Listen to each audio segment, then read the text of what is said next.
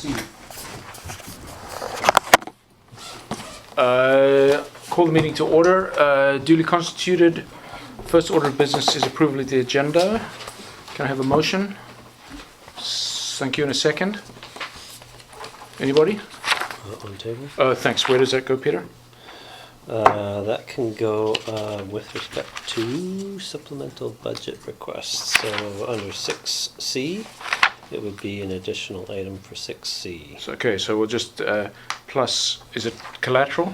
It's collateral. Plus yes. additional collateral under 6C, good. Yeah.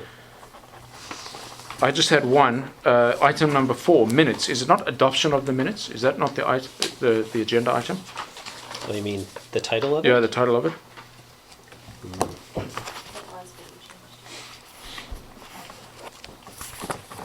Or prior minutes? Doesn't matter. Well, I guess sometimes you'd be, you wouldn't be necessarily adopting minutes, you'd be receiving minutes for Yeah. information. So I think Okay. that's why I changed it.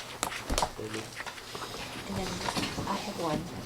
It's finance work plan, so I'm not sure. Let's do that under, Under staff reports or? yeah, we can do it there, or we can do it under new business. Okay. It's fine if we won't do staff Fine, reports. okay, Or so finance work plan. Under Update. 7A, we'll just, 7A1 is Finance Department Work Plan. Good? Going, gone. All in favor? Opposed? That carries. Public participation. Professor Ando. 2 minutes to address us on topic on the agenda.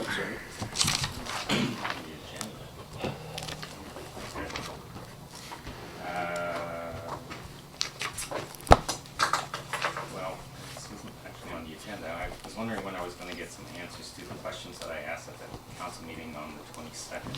Okay, we'll consider that as existing business or unfinished business. That's one. To staff, I have a question. I still don't understand why revenue from utilities and property tax are considered reserves. Why aren't they revenue for the current budget year? And I just don't understand why you have something that's a place mark holder and then you fill that place mark holder with money that comes in from reserves. It makes no sense to me. And if someone could explain that to me one day, I would greatly appreciate that. Then I have a suggestion for the agenda package, that any of the revisions be identified somehow so that those of us who are following from meeting to meeting can tell what's changed, because we haven't, unless we pull up and print another copy, we have a tough time following what the changes are. So To the minutes? no, to the On my schedules. to the budget. They keep changing something Oh. within them. Yeah, I got you, We have got to you. try and find Waldo to determine what's changed. Yep. It would be so much easier for everybody if they could do that. And so, and just the last thing is just a comment that, in my opinion, it would be easier to answer public participation questions during the meeting rather than to make it something for the staff or whoever to respond to, because I know how busy they are already. If they have the answer, I think it's time well worth spent to spend 2 minutes to answer a question than to spend 20 minutes to write a response. So that would be my opinion. Thank you. In that vein, could I ask a couple of questions? Sure. Or make a couple of comments. One is, I think from the last time on the 22nd, you handed up a long sheet of a lot of questions, not something that I'm likely to be able to sit there and just rattle off answers quickly one by one. But on occasion, if there are simple to answer questions, that's probably not a bad idea. We'll try and see how we can handle those in the future. The other comment I'll make is we will get to your questions. Some of them require input from the Public Works Manager, and she's been really, really busy lately, so try and get that to you as soon as we can. And then I think the Finance Officer has perhaps a clarification question with respect to what you just asked. when talking about the water utility, I know there was the question about the reserves necessarily equaling cash, but just clarification of what you said about the reserves and the water balances? So my understanding for reserves should be that it's like if I have reserves on my household budget, I have money sitting in a bank account somewhere for when I'm going to use it. I don't consider reserves for the income that I'm going to generate in the future to be part of my reserves that, you know, I may have on my spreadsheet that I have 100,000, you know, sitting and waiting to fix my house, but haven't earned that yet. So I don't understand and Councilor McLaughlin kindly answered my question, but I still don't understand how money coming in can be part of reserves. I think reserves should be something that we have in the bank somewhere. Okay. Not just a hold place or a number on a piece of paper. It should be real, otherwise those numbers can be, what's to say, what makes those numbers? We could just make any number that we want to say it's on reserves and say that the money is gonna come in. Okay. So if Yeah. someone could somehow Yeah. clarify that, I would And I greatly believe Mayor appreciate it. Burr, I'm sorry I didn't get back to you, but we will address that in an upcoming, I think it's a good idea, an upcoming village update. But just to clarify, the one point I can clarify is in that reserve schedule, we don't have any future revenue in that. I can do an explanation of why, you know, necessarily cash may not equal the reserves. But when we do this reserve calculation I'm talking about in the budget, it doesn't have future revenue in it. It's what So we that's have left different over. than my understanding of what Councilor McLaughlin Okay, said. so I can that's clarify that different. as well. But then it was also, then I also don't understand how you can also have a negative reserve. Right, that also doesn't make any sense to me. It means that you You overdrew. Yeah. overdrew, Yeah. so you're Yeah. borrowing money from somewhere or the bank or whatever, Yeah. and that should show up somewhere Yeah. too, so. And in if that you case, could sorry. clarify those things. Okay, and I can quickly clarify that is too, and we're not required by PSAB anymore to show a breakdown of the reserves.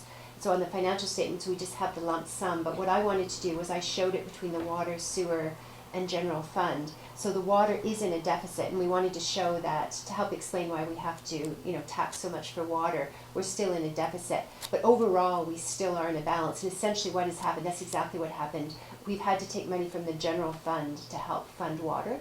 And per PSAB now, it's all thought of as one lump of money, but I still like to show it sort of separately to show the money coming in and the money coming out. So you are correct, you can't have a negative reserve, but it appears that negative because when I do the split, there's a negative in water because it essentially was funded by the general fund, but in total, it's a positive number.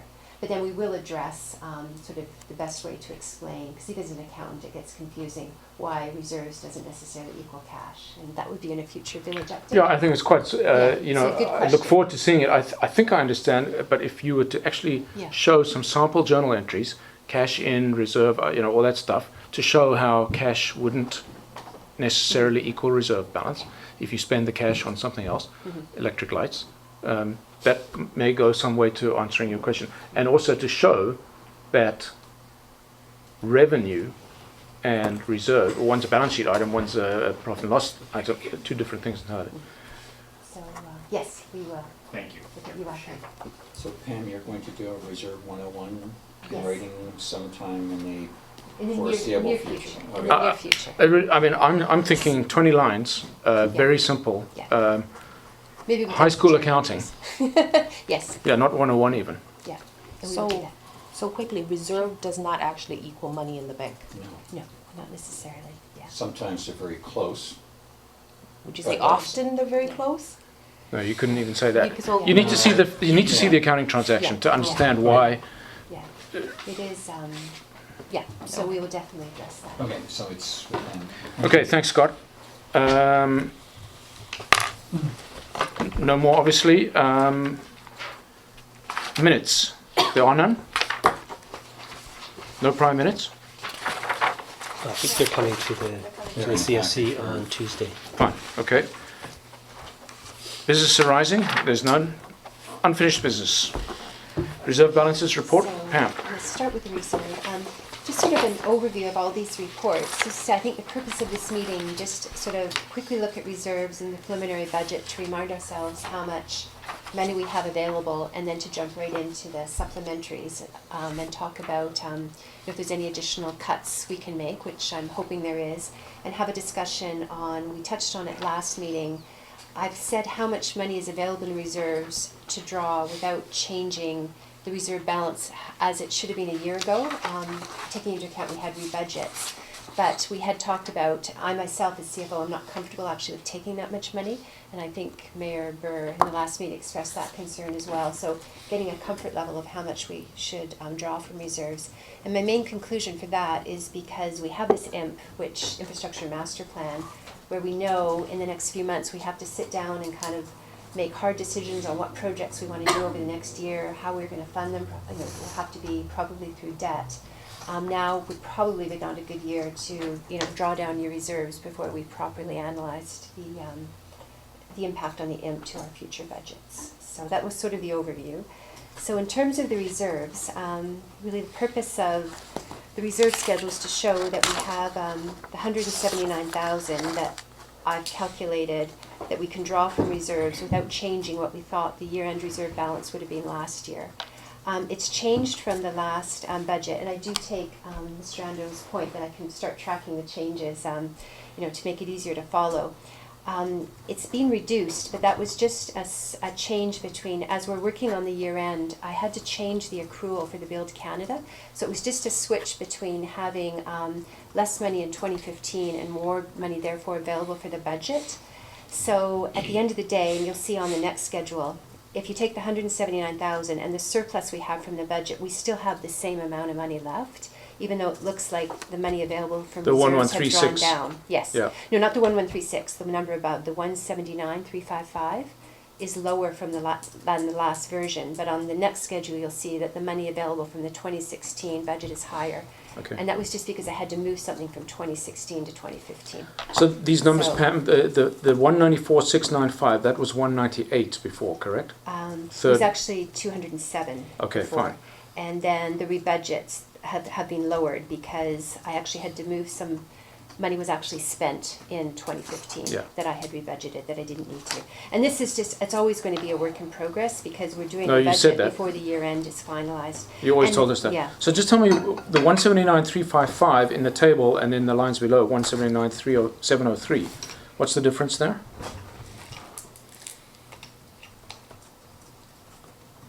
Shouldn't that be the same number? Should be the same number. Yes. Okay, actually, well, it's close enough for now. that's So right. for government Yes, work, that's yes. close enough. Yes. Sorry, that's my mistake. I don't know. I will, yeah, that should That's an be American adjusted. expression, by the way. But, yeah, so 179,000 is what is available, and I can go back and correct that. Okay, so correct my Um, logic if this is wrong. $179,000 is what we did not spend, that we intended to spend last year from reserves. Almost. What it is, what we're saying is 194,000 up above Yes. is what we had What we didn't budgeted spend. in 2015, and we didn't spend, but we're in the process of spending it. Yes. And I've taken into account what the estimated 2015 year-end results would be. Yeah. So because there was so much we didn't respend, I calculated what reserve level you were comfortable with at the end of last year's budget process, took into account the rebudgets, what this year's surplus would be. And my estimate, and it is an estimate, is we have about 179,355 to spend. And at the end of the day, our reserve balances will be the same as what we had projected them to be in 2015. This year as last year. So to restate, it was as if we had spent it all. Yes. 179 is the net number. Yes, yes. Yeah. But because we didn't spend it all, we have to spend it all. We have this sort of extra cash available, but we need it to spend it on the projects that are ongoing. And my point is, it's not that this is a magic number for reserve level. That is a project, as we talked about. We have to talk about this year, what reserve levels you're comfortable with. That's almost a second and, discussion, It's yeah. almost a second discussion. So that's why I don't want the impression to be that you can spend 179. Like I say, my recommendation actually is you don't spend that much. Just given Actually what recoup we- some reserve balance back this year. That's right. Yeah. Given that we know these projects for the IMP are coming, which we haven't had a chance to properly analyze in terms of which ones, how we should spend our money in the next 5 to 10 years, Yeah. I would like us to now be fairly ruthless when we go through the supplementals and Well, cut. so to stay just on that page for now, I would say I'm fairly clear that if we use the principle that we spend tax money first, and then if we need to fund additional points of the budget, we draw it from reserves on a first in, first out type of basis. The difference between the 179 and the 194 is the tax money we didn't spend.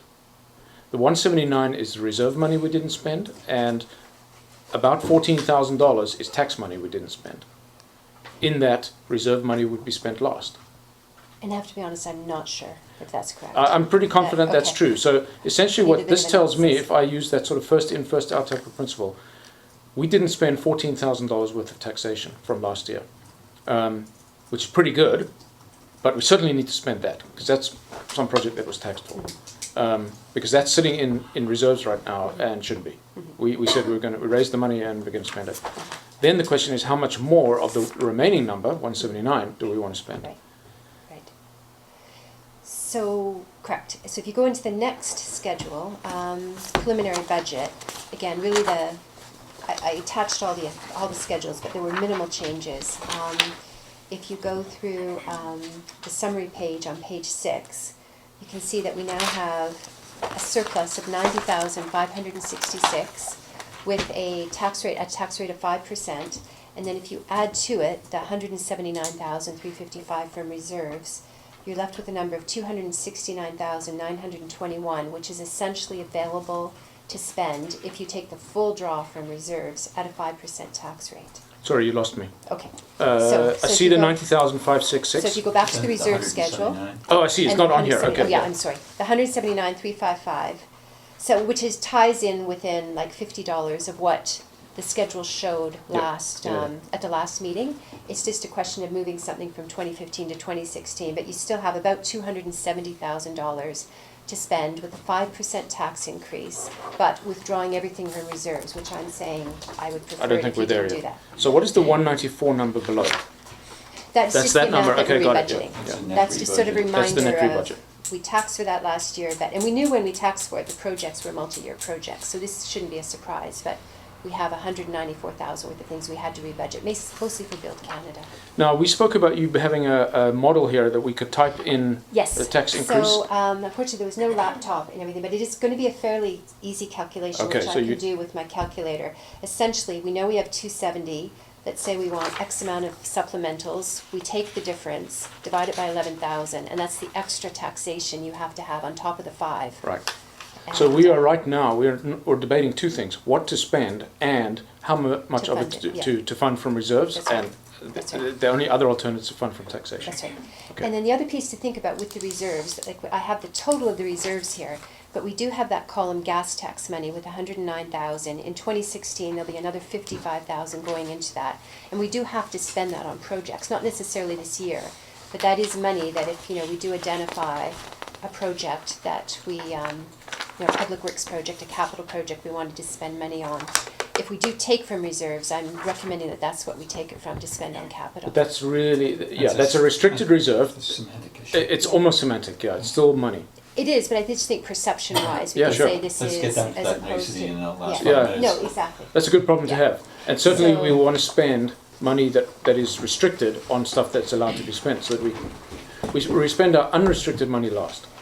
So, so basically, these two schedules, essentially, it was just my backup to show that we have $269,921 to spend on the supplementals, the capital, but that's withdrawing the full amount Yeah. from reserves. I prefer to use the And with 90,566 number for now. So if we go then to the supplementals, which are on page, that starts on I have page some- 19. sorry. Oh, if you have a question? But Okay.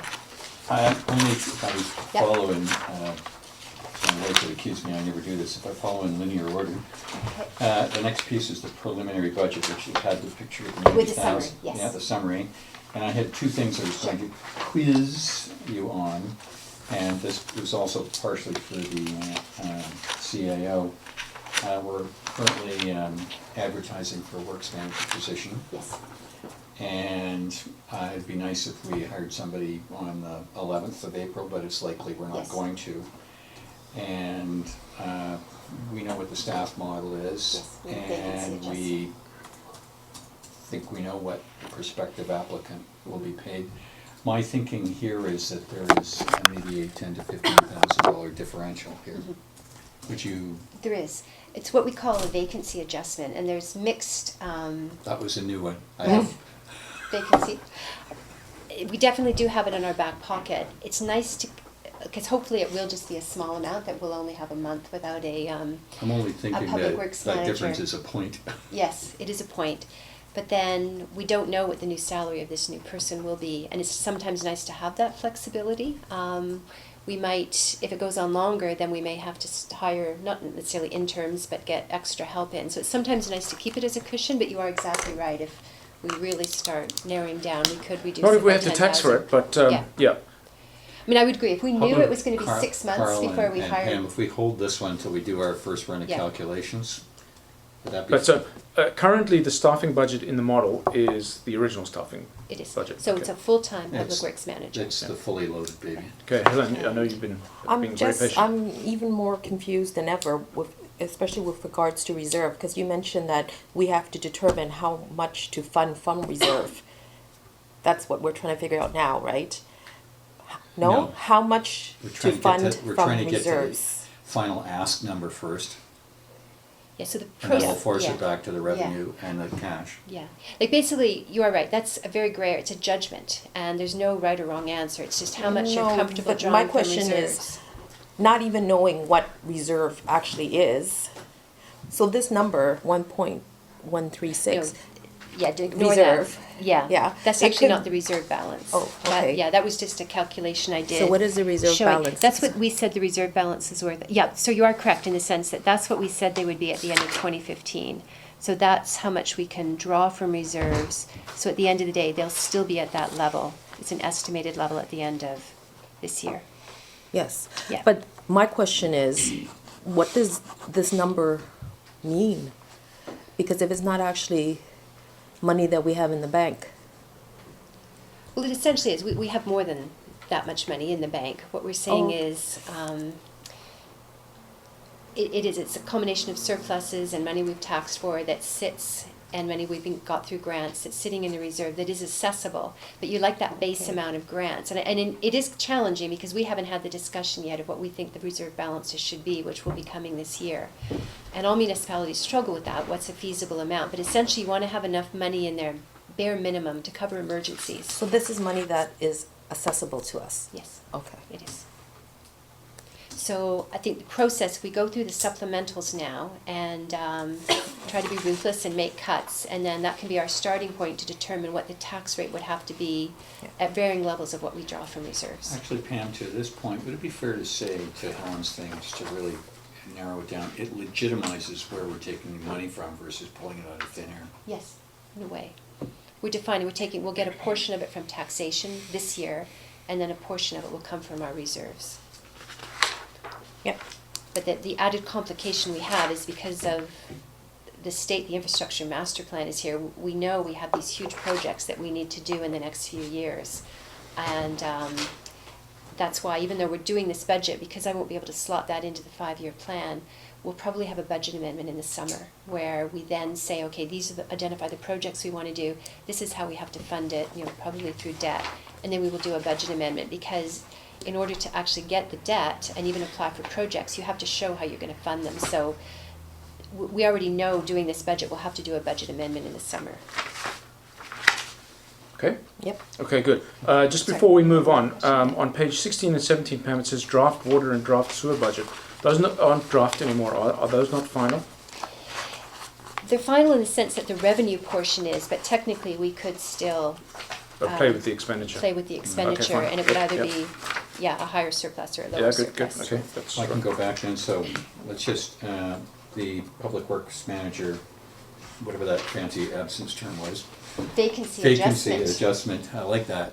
That explains why Jim's can be, okay, we don't do that Would alone. you like to know we were just talking about the funding gap for regional transit, and yeah. I coined the term decongestion uplift. There you go. How'd you like that? So, and this one is, it's a small thing, I'll rattle through, because Sure, you've sure. got bigger fish to fry.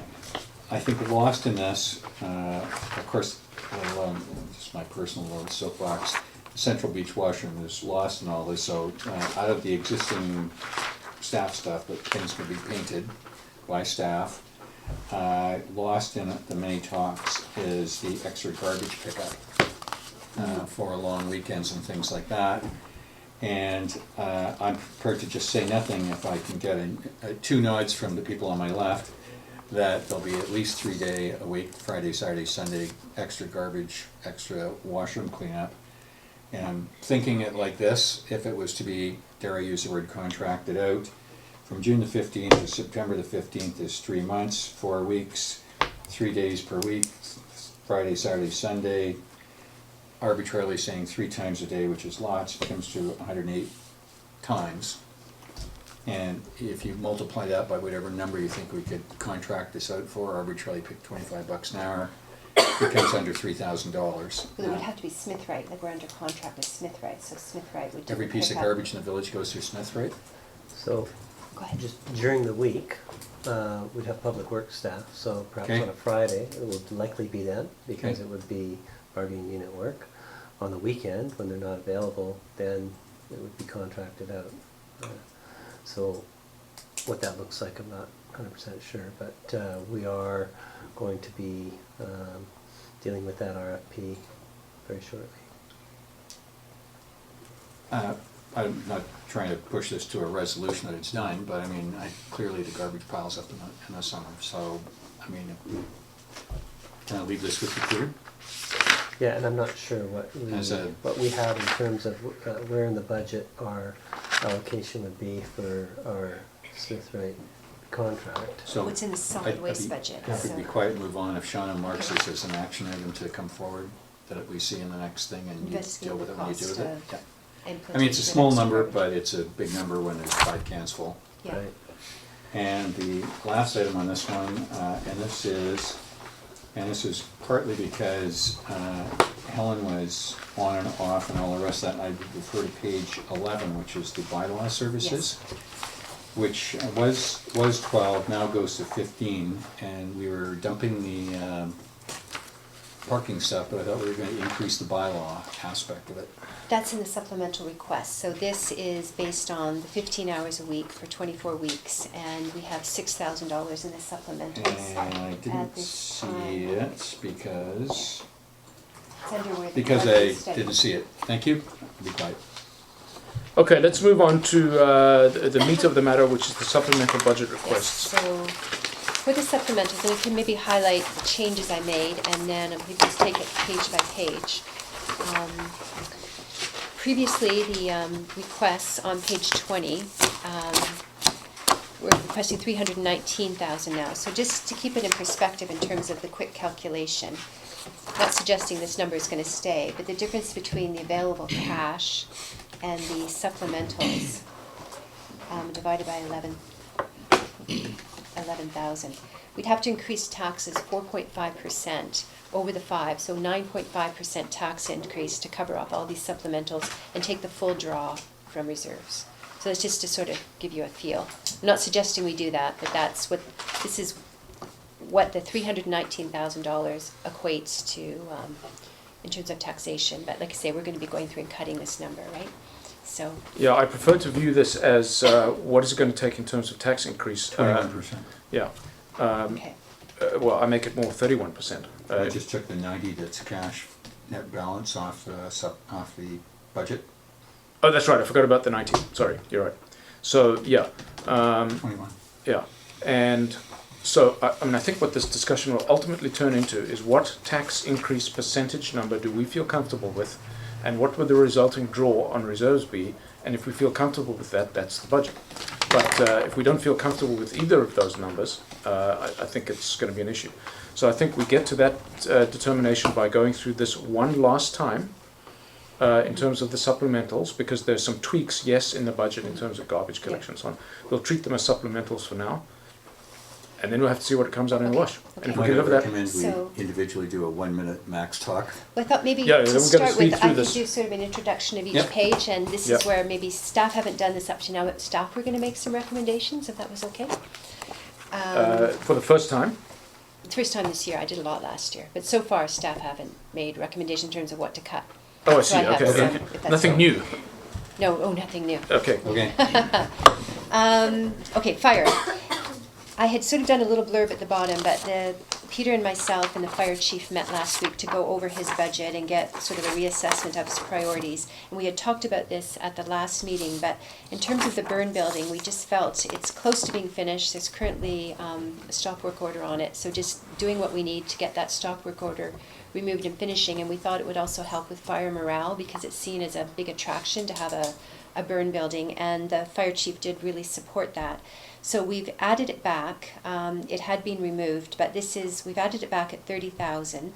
But then there were other cuts that the chief was willing to make because he changed, to have the priority of the burn building. So down below in the shading, you can see he reduced the request for the increase in shift payments. He removed the carport and the turnout gear. So that was 20,000. So there's actually a net 5,000 decrease in his budget, even though we've added back in the burn building. And we had talked about the use of the donations, and we had talked about perhaps using the donations for wages, but I had some major concerns of that, as did the fire chief. That money, I think the intent should be more for things definitely supporting fire, but there are one-time items. Paying wages should be part of your core budget, because even to be overly simplistic, if one year you weren't to have donations, well then you suddenly don't pay your firefighters. I don't think it's a good idea to link donations to paying firefighters. But the chief was more than supportive of using that money, all the donations, to support the burn building. So we've estimated 15,000. That's probably being a bit conservative. So I thought I'd put that number in. But if they raised more, the intent was that the net donations they had this year after their costs of Firefighter Day would go towards the burn building. So we've added in 30,000. We've offset it by the 15,000 of donations. Go ahead. The 15,000 expense is in there, which is... The revenue. Is that revenue not counted already in the... The revenue is in, plus there's a $15,000 expense in there. And what we're saying is that $15,000 expense would be used to offset. Where's the expense? It's in maintenance. It's in the maintenance budget line. piece. The 37,950. Yeah, it's included in there. Okay. Because at this point, we didn't know what it was going to be spent for, Okay, but we fine. required the chief to actually put the revenue and the expense in his budget this That's year. fine. So you And- collect up front and Yeah. now we're counting. So what he's saying is, he is more than happy for all the net donations this year to go towards the burn building. And I would say at a minimum, it's going to be 15,000. So that was the change we made to the presentation of the fire supplemental requests. Well, I don't mind which earmarked fund is used to pay for what. Although I would suggest that why is this year's donations being paid for a burn building that's going to last for 30 years? But if the chief is happy with the morale aspects, the good use of donated funds, I can understand using donated funds. I could also see uplifting fire department morale by paying the guys a training fee, not a shift payment. But I see this is called the shift payment still, $20,000. Yeah, I think it should be changed just increase in remuneration, depending on how, that's what he's basically asking for money. Oh, yes, for compensation, better. Just, they're requesting an increase in the compensation to the firefighters. And the reason for that, just to remind council, is simply because we don't want to have any flavour of employee-employer relationship, and doing so for a mandated on-call shift makes them look like employees. That's right, and I do have an update on that now. Can I provide it now? Mm-hmm. It's looking like the ruling is just going to be on our consultant. I have to get this in writing, but they've backed off a bit on the shift payments. But I did confirm as well that if that was the ruling, we can appeal it. It was recommended we would appeal it and would probably win it. But we do have the option as well of just changing the way we compensate our firefighters. But it's looking like now we can continue to pay the shift payments and it will be okay. I was just thinking about this morning. It doesn't make any sense to consider those people employees, but No. that's below the noise level at this stage. So right now, I think it's, rather than how we're paying it, there's a request in for $20,000 to increase the compensation for the firefighters. And that used to be 24,208. Yes, and now it's 20,000. And since we're on the topic of vacancy adjustments, this wouldn't really be a vacancy adjustment, but right now they're short 10 firefighters. And we would calculate what the compensation should be based on a full complement, and the fire chief is in agreement with that. So there would be some potential savings this year until they became fully staffed as well. So really what we're looking at here, though, Pam, correct me if I'm wrong, excluding the $20,000 in reduction, we're looking at 50,000 minus 15,000 increase. minus the 20,000. So a net increase of Well, it's the other two, yeah. 50 minus, that's 40, 35. A net increase in the fire department budget of about $15,000 from what we saw last time. Well, they've taken off another 10 off the colored block at the bottom. Yeah, so that's 20,000. So there's, But- yeah, but they, But no, the 20,000 was in there already. Yeah, but the 30,000 was not. We took that out. Yeah, so we're looking at a net increase here of just for the burn building of $15,000 plus some other. Now the chief can do without the turnout gear. Yes, he said he could defer it a year. but he asked for it before. But He it- did. Well, I mean, you know, Yeah. you can ask. You can't blame a Well, guy for trying. our conversation was, I had the same conversation I'm having with you now, that, okay, we need Okay. to make cuts. Yeah. List your priorities, and he felt the burn building, he would rather have that than, Yeah, I'm inclined to. He knows how to run the fire department. So the 67,779 used to be it was 72,987. okay. So We had cut it small down. savings there, about $5,000. Like Okay, I say, good. these are still on the table. The increase in the remuneration, or the compensation is still on the table. You know, I would Staff is in- suggest, Sorry, staff is in favor of the burden building, I understand, is Yes. that correct? Yes. Peter, that's a yes? Yes. yes. And staff is where on the compensation? In terms of the compensation, I would suggest that depending on what the decision is here, that we're going to have a CSC on April 5th. If you're leaning towards a negative response to that, that the fire chief be given an opportunity to speak to that. That was his only request, that if, Okay, so let's do the easy one first. The burn building. Nods around the table or shakes? Well, You I good? still have a question with Sure. regards to the burn building. So this 15,000 that he's willing to put to supplement it. yes, I recall that in some previous budget, there was a line item from the fire department that said fundraising as a Yes. revenue.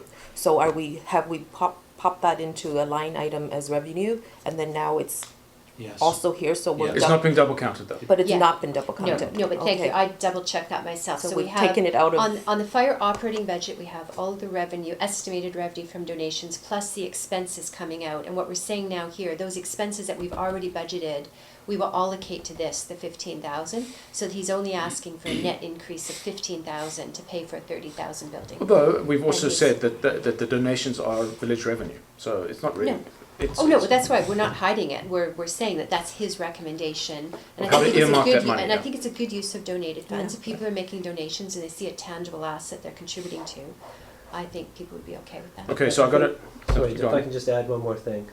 I think to be fair, that, you know, the fire department has agreed to change the way in which the accounting is done. And certain things were moved over to have oversight by the village. However, it was noted that, you know, with respect to donations and so forth, the fire chief still has signing authority with the Yeah. CFO with can't- respect to that. That there should be Technically. some notional acknowledgement that the fire department should have some direction in terms of how that money is spent. And so I'm fully supportive of. And so the things the rest, CFO how has much said. will be left? You mean in the fund No, of the donations. of the donations? Well, that's what I'm saying, is that's don't our know, of estimate course. of net, and I thought we should be conservative. But if he Last gets year it more was money. 22.5 they raised. No, I thought they moved over net. 25 grand-ish, so Yeah. there's. Net, yeah, but I think the net was around. Like I 22. suspect there'll be more money to And they contribute. have many, it's donation, just not from the firefighter day, because do they take into account donations from other sources? That's the main source of the donations. Last year, almost all of it came from Firefighters Day. They get specified donations. Like they got Okay. donation from the Lions Club of, I believe, 5,500. But then they bought the can't pronounce Homotra, the pump, yeah. the pump with it. So that's a donation, and we show that as an in and out. And then they got a Whistler grant last year for 11,000, and we spent the 11,000. Okay.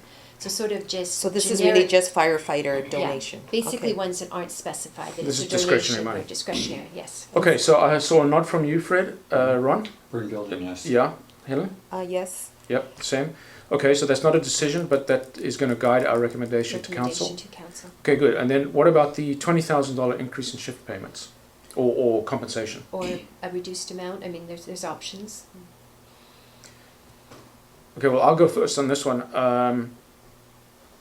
I think it's the least we can do. I'm for it. I think it's, frankly, if the chief tells me that his people, and taking into account the unused portion, which is already substantial for this year, because we only have 10, 12 people instead of whatever the number is, 30. So there's going to be a little bit of wiggle room there. I think it's the least we can do. Now, what the number is a different question. The concept, I'm all for. I'm happy with this 20,000 number, especially as the net result is a reduction of about $5,000 in the ask. I think he showed what he was willing to give up to get what he thought was his Something, it priorities. seems to me, that was almost vital, the turnout gear, but okay, if you can live another year with the turnout gear, fine. I'm warming to the idea. Fred? The one thing I'm concerned about is there's a blurring of lines between operational and capital. If we agree to the 20 grand now, we're agreeing to a significant increase in the budget next year too. Yeah, it's the It's same. ongoing. Yeah, it's Yes, ongoing. Well, that's it's true. 20 in perpetuity, you're not Yeah. gonna say, Yeah. sorry boys, not this year.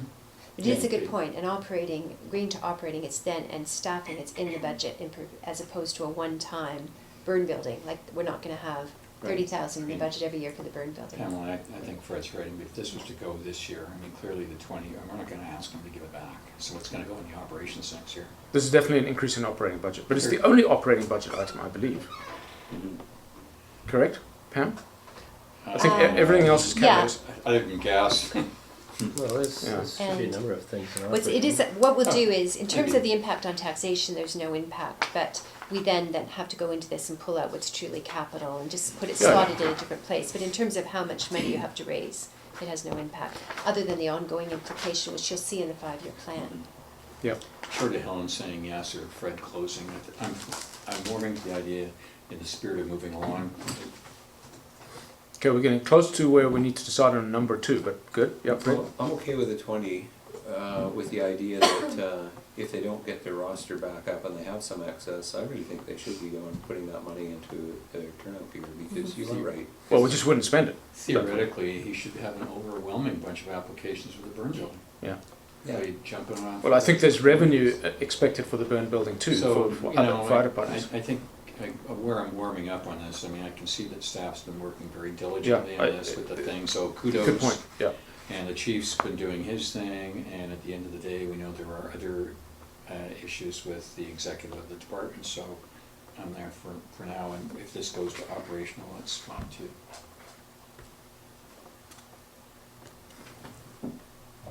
So we're both yes. Fantastic, good. And you raise a good point, Ron. Congratulations, because I suspect this wasn't easy. This is a good consensus, community focus, whatever. Conciliatory. Maybe. That's the word I was Yeah. looking for. Thank you. Well done.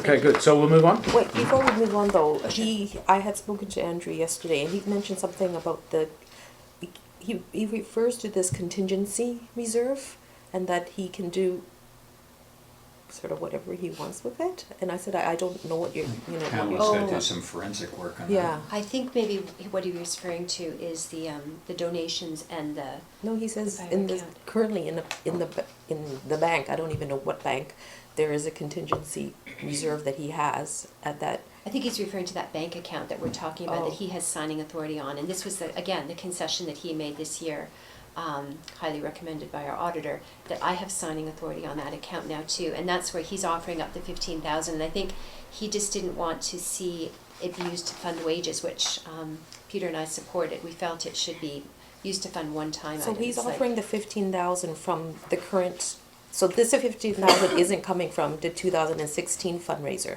No, it's the 15, it's cash in hand. No, actually, it's some of it, yeah, it's the 2016. Well, where the cash comes from is irrelevant. Oh, well, Yeah. it's, okay, Yeah. fine. It's certainly, yeah. No, but Andrew seems to believe that he has a discrepancy with some reserve figure that he can sort of do what he would like. Well, I don't know where it is on the balance sheet. Yeah. Yeah. You're not aware of it. Yeah, That's why I well, said no, I the think he's forensic talking about accounting needs that. to be done. Yeah, he's got that bank account, and there was a bit of a balance left last year. I mean, that was the money that was spent on the burn building last year that wasn't budgeted. So there is some money left in that account, and what he's saying is that he'll put $15,000 of it towards it. But I'm suggesting if they have a strong donation year this year. But I think that's the account he's referring to. And he's correct, we basically, he recommends what he thinks the money should be spent on, and the difference now is council does have to agree, but he has to agree as well because he signs the check along with me. So Well, it's yeah, sort of that. frankly, I don't see why Yeah. there's a second bank account, but Yeah. it doesn't really Yeah. matter. It's just Yeah. another source of Right. cash, big deal. Right. But I think that's what he's He's only referring spending to budget is from that. now on. Yeah, no, exactly. And Although he there's a may- little bit of wiggle room and he can use that Yeah. for gifts, Yeah. incentives, wallets, That's right. jackets, all that stuff. But they, yeah. I think- But there's not much left. That's why I was Yeah. asking how much they're going to raise Because this year. a chunk of it, remember, it goes to a portion of the refreshments on Sure. the training nights, the non-food refreshments. Yeah. I think he would refer And to a Helen, to bigger your amount. point, there's this voodoo that's been going Yeah. around here, that from the day that whatever council actually started taxing for the fire department specifically, I mean, that's where it starts, that's ground one. Well, until I see it on a balance sheet, Well, it and doesn't Because exist. I as don't far- want him to think we've agreed to something that we. The answer we- is until Pamela or the auditors Right. do some forensic accounting to say it's there or it's not there, it's just Yeah, voodoo. because he thinks it's there. Yeah, and I think we're talking about the same thing. He's I think right, we he are. does Yeah. have the money. But we- And like I said, we that's one just met of with Pam's him last takeaways, week, too. and what he's saying is from that money, 15,000 minimum, he'll put towards the burn building. Guys, I have to be out of here at 3:25. I've got a meeting at school. So, supplemental request, general government. Oh, we're on your agenda now. This is also important. Okay, the suggestion from staff is that the fire strategic review be reduced from 20 down to 5. We already took it down to 10 last time, I think. No, it had been 30, and we took it down to Right. 20. No, You- last that- meeting we oh, took was it down to it? 10. Oh, I missed that. 20 to 5? Did we? Okay, so now I Yeah, guess we it's did. 10 to, I don't remember that, but anyway, we I were don't with 5, remember either we're way. happy with 5. And right now I have 20 in the budget, so that's good news. Oh, It'll be an sorry, extra. page Oh, sorry, I 25. apologize, page 22. What else, Pam? We'll come back to that one. And, as of that, that was all. What else have you changed in here?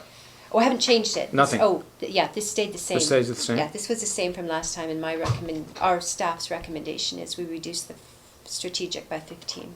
Yeah. Okay, so just working from the bottom, just to remind council, the 20,000 is non-discretionary. That will be laid on us by the CRA, CRA audit and union audit, should it come to pass. Yes. We have to reserve that money. What is discretionary is the person, Is the encapsulated by the person, yes. 45 less 18,750, plus onesies, twosies. Fire services review. Fred, your opinion.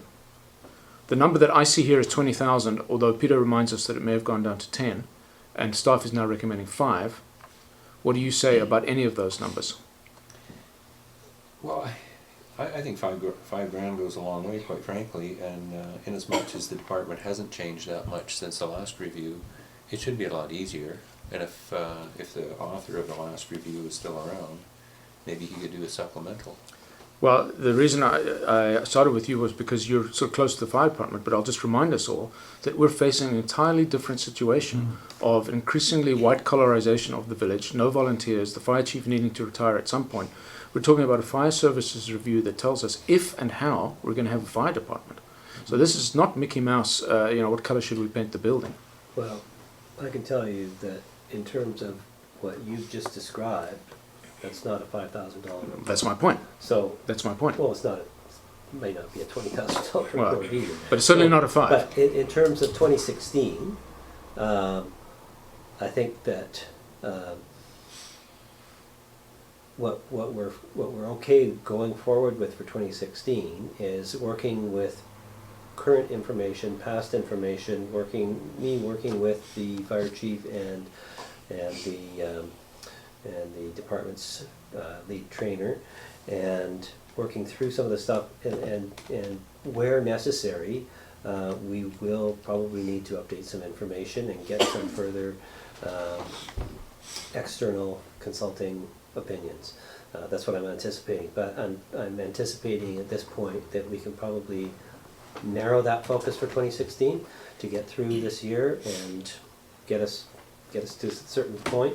But I'm not at this stage of the game comfortable going out to an external consultant on a wide-ranging fire services strategic review, which was my original position. But I think that we may, depending on how things go, working through things with the fire department this year, we may come to the conclusion that something more wide-ranging is required. I don't know that at this point. At this Fair point, enough. I'm I can go for that. comfortable- I can do for a supplemental budget request when, once we know.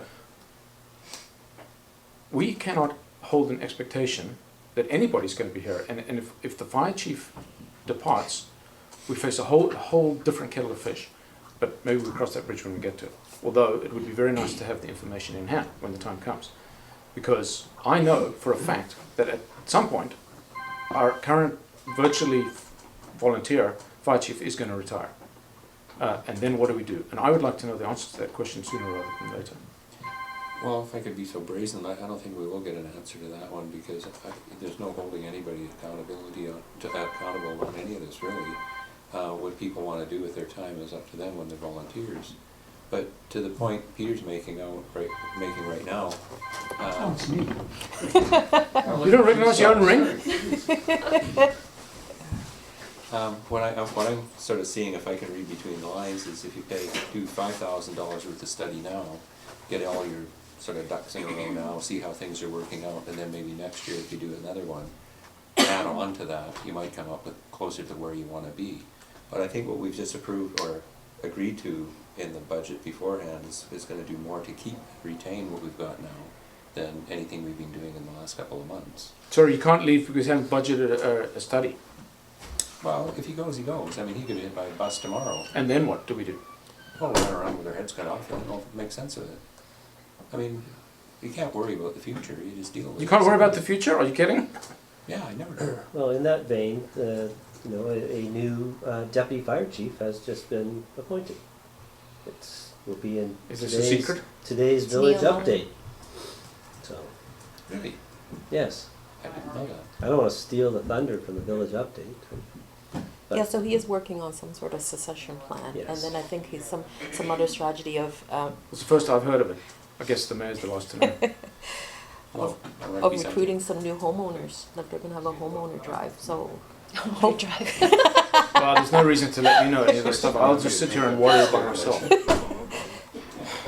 yeah, so as Fred says, I think this would help increase morale overall, and then we could do a full fleshed out study.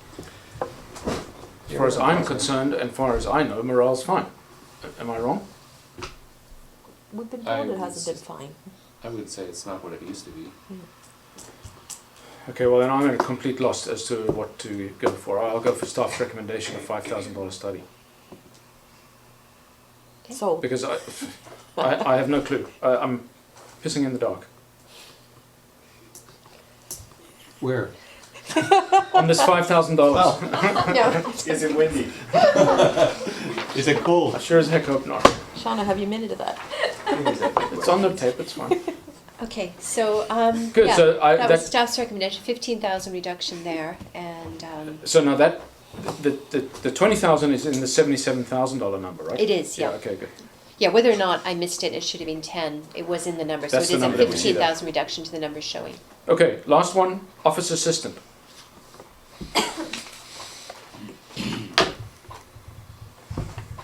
No change for me.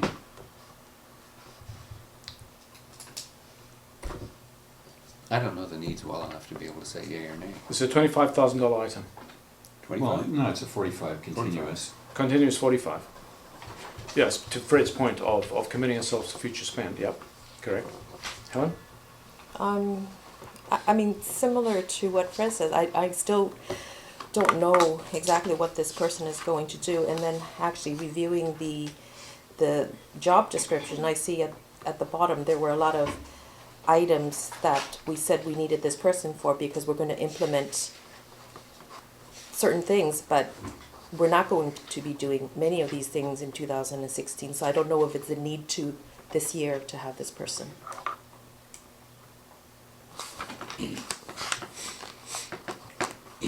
Yeah, I don't know either, although I understand from the other org chart changes that we hear about, this is a fundamental component of that. So from that standpoint, I could support it. So what org chart changes? Well, it's all enclosed, so we'd have to discuss that in close, but But I think we can discuss the part that it was, it was Shauna's old position. When Shauna took her new position, her position wasn't filled. So it's a position we used to have. But then and you we say, lost yeah, it. we used to have it in 2014, but did we have that position in 2012 or 2013? Well, in those years, we actually had, it was prior to my time, but when I had spoken to Haley, we actually used to have a full-time IT person. Yeah, so everything, so- it's been. It was, I'm saying, that was a full-time Yeah. position that we lost, so we are essentially down at least a 0.8 FTE. But nor did we have maybe a CFO, so things have changed. So to use it as a reference that we had this person in 2014, I don't know how relevant that Yeah, is. the Right. coverage has changed completely. Right, Yeah, it is. we've added I expertise. mean, a key thing what Shauna did was the bylaw tickets over the summer, and it was a struggle to get that done this summer. And I think when we talked about things that were coming, it wasn't so much things that were budgeted like the parking plan, it was the work that council is doing on your strategic plan. And I know you've been vocal about wanting an increase in communication. There had been a request for a community coordinator, and the idea was this person wouldn't do that, but would take work away from, I mean, you can just look at the amount of overtime. Myself, you know, I work basically 6 days a week. I mean, staff work overtime. It's a struggle just to get the minimum done. And the idea would be this would free up time. Some of Haley's position would be passed to that, and then it would free up some of Shauna's time to take on some of these communication things. Yeah, we've seen So, the model, and it made sense. This is a currently a defined union role. No, it's not. It's not. If it had been, we would have no choice. We would have had to fill it. Yeah. It was very close to becoming unionized. So and we then- could actually contract this out as well as needed. I wouldn't think so. No. Why? Because essentially it's, You'd be creating inside worker office work would be bargaining unit. it's bargaining unit work. work. So I was just asking. Yeah. So it is bargaining unit work. It We would be would- considered bargaining work, but the position itself, it's a new position, but it would have to be a union position, Okay. is what we're saying. Okay, that was a different way Yeah. of saying it. I mean, I guess another option is we could look at 3 days a week instead of 4 days a week. The savings for this year would just be about $6,500, but on an ongoing basis, it would be an 11,250 savings. Approaching this from a different point, if council was of the view to saying yes as before us, and would they have the option at the next budget to reduce arbitrarily, let's pick this individual, and would there be a cost associated with that? Reduce, meaning remove. Remove, as in, it's not working out. I don't really see, once a union person Yeah. is in place, it's pretty hard. No, you just write them, I mean, the government tells us how much we pay people when they've had very short-term employment, and if the decision is to reduce staff, then that's the decision to reduce staff, Yeah, maybe. I wouldn't want to go there. Either we need it or we don't. okay? Would an option be, could we hire someone casual over the summer? Maybe for a 3 or 4 month period and do an assessment after that? Well, if you're talking specifically could- about summer, Because if it were casual, I'm just brainstorming here, if it's a casual position, then. I know from our research on the parking plan that Impark will handle your tickets through their system. Yeah, similar to hiring someone like Karen Jeffrey for a specific amount of time with a specific budget. Yeah. But I'm- it's I'm- more it than would be- parking tickets, I No, know. but in Yeah. terms, no, I meant, going back to what I was saying, yes, it would be like a Karen Jeffrey. We hired her, she was a union position, but we hired her for a fixed point of time. Mhm. And if we hired someone for a fixed point of time, for 4 months, saw if it, just determined at that time if it worked. It'd be a heck of a lot easier to sell politically because I don't need to tell anybody around this table that we are seen to have enough staff already. And contemplating adding one more when we're cutting essential services is politically inexpedient, but I like that idea. So to handle the uplift in work over the summer, specifically around all the summer stuff, I like But that then idea. council's strategic plan would be done, and we could see the implications of that, and then, Which would also come in line to your third quarter financial, so that if, for the sake of argument, the summer came to an end and this individual showed value, or we wanted to reassess, I'd be amenable to seeing it again. Yeah, if we saw a 1 + 1 = 3 situation, then it's a no-brainer. But right now, it's not obvious to be. So if you're talking, what sort of number are we talking? Right now we're looking at, in round numbers, So it would be $15,000 for 4 months, 4 days a week. instead of 25, Yeah, 25 net. 250, Yeah. yeah. So it would be savings of, There's a monetary benefit there, yes, but there's also a political benefit. 11,250 of savings from what's in the budget now. That's a Without, percentage without a commitment. I think that's the biggest thing. There's no commitment here. It's a 4-month trial. That addresses your concern, which is, got to be careful of the gift that keeps giving. So this would basically be contract work In now? contract. Well, said it would be a union position, but it would be like Karen Jeff, it was for a fixed period of time. And so we'd say for 4 months over the summer, we would have this position. To do, And to do what exactly this summer? a big part of it would be all the bylaw tickets, what basically Shauna was hired for initially, over the summer to handle the administration portion. Not just that, but that was a chunk of what she did. And then to just, I think, alleviate the workload of, Because the in parking county. plan will not, the new strategic parking plan will not be implemented this summer. no, ignoring that, just Tickets if keep the coming. status quo, it's just the processing of the tickets and the work involved with that. There's a big administrative component of tickets. They have to be. You can maybe send Helen your report that you sent out about 3 months ago Mhm. on ticket processing manpower Yes. requirement. So if we were gonna proceed with that, with a 4-month block, at this point, we'd really be more prudent to figure there's gonna be another 4-block month after that, or at least budget for it, in case it did work out, rather than be caught short, so we say, well, we'd like to keep it, but we didn't budget for it. So do we, Go back to square one. Well, Yeah. yes, but I'm also hearing that we're looking for a rebudget It's a around rebudget that time opportunity. anyway. But so Pam, just the 11,000 is on an annualized basis, the savings. Well, it's a one and done for the contract, the short-term person. That's what I'm asking. But this- Yes, yes, I did it on the 45. Yes, that was the savings based on the full-time position. Okay. Could we decide when No, we sorry, see- that was the savings based on what's on the position, what's in the budget now. We have 26,250 Yeah. with the 45 less the vacancy adjustment. But that's And for we 6 just- months worth of um, time. That was for 7. I think 7 we months said worth we'd of hire, time. it was June 1st. So now we're knocking it down to 4 months. Yeah, so we lose 3 months worth Yeah. of service, so Yeah. we're not actually saving very much at all in terms of money. No, but what we're saving, which I think is important, is the commitment. The Because I'm commitment, hearing from council that it's the money, but it's also this commitment, this long-term commitment. So if we, Why are they so much more? and we could, Because you have to pay them gross. I mean, we have to pay their, the costs would be the same, whether or not they're a 4-month contract. on an or hourly a- basis. Yeah, yeah. I mean, that cost is the same. It's just, to So- me, the selling point of this and to the public as Mhm. well is we're getting summer help, and then we'll Without a just take commitment. it from there. And to me, I think, in terms of continuing, I think we would just say it was summer help. And even if we liked the idea, we would still wait until the 2017 budget to request it again. But then staff's report could be based on the success of the 4 months. Because we may determine ourselves that, you know what, maybe we can do without it and just have an ongoing budget item of having someone in over the summer to help us. Not just with bylaw tickets, but I highlight that as that's what changes a lot in the summer is there's a big increase in our administrative workload. And it's everyone, like Fran and Susan in particular, the amount of tickets we process and the phone calls we get over tickets. Yeah. And that's all handled by Fran and Yeah, Susan. ironically, I think if the parking plan comes to pass next year, the increased volume in tickets will actually make things more efficient. Mainly because we've taken offshore and we're done with the service, all online. Okay, let's move on this one. Ron? Well, they're both, I mean, bottom line, Carl, I think it comes down to public perception.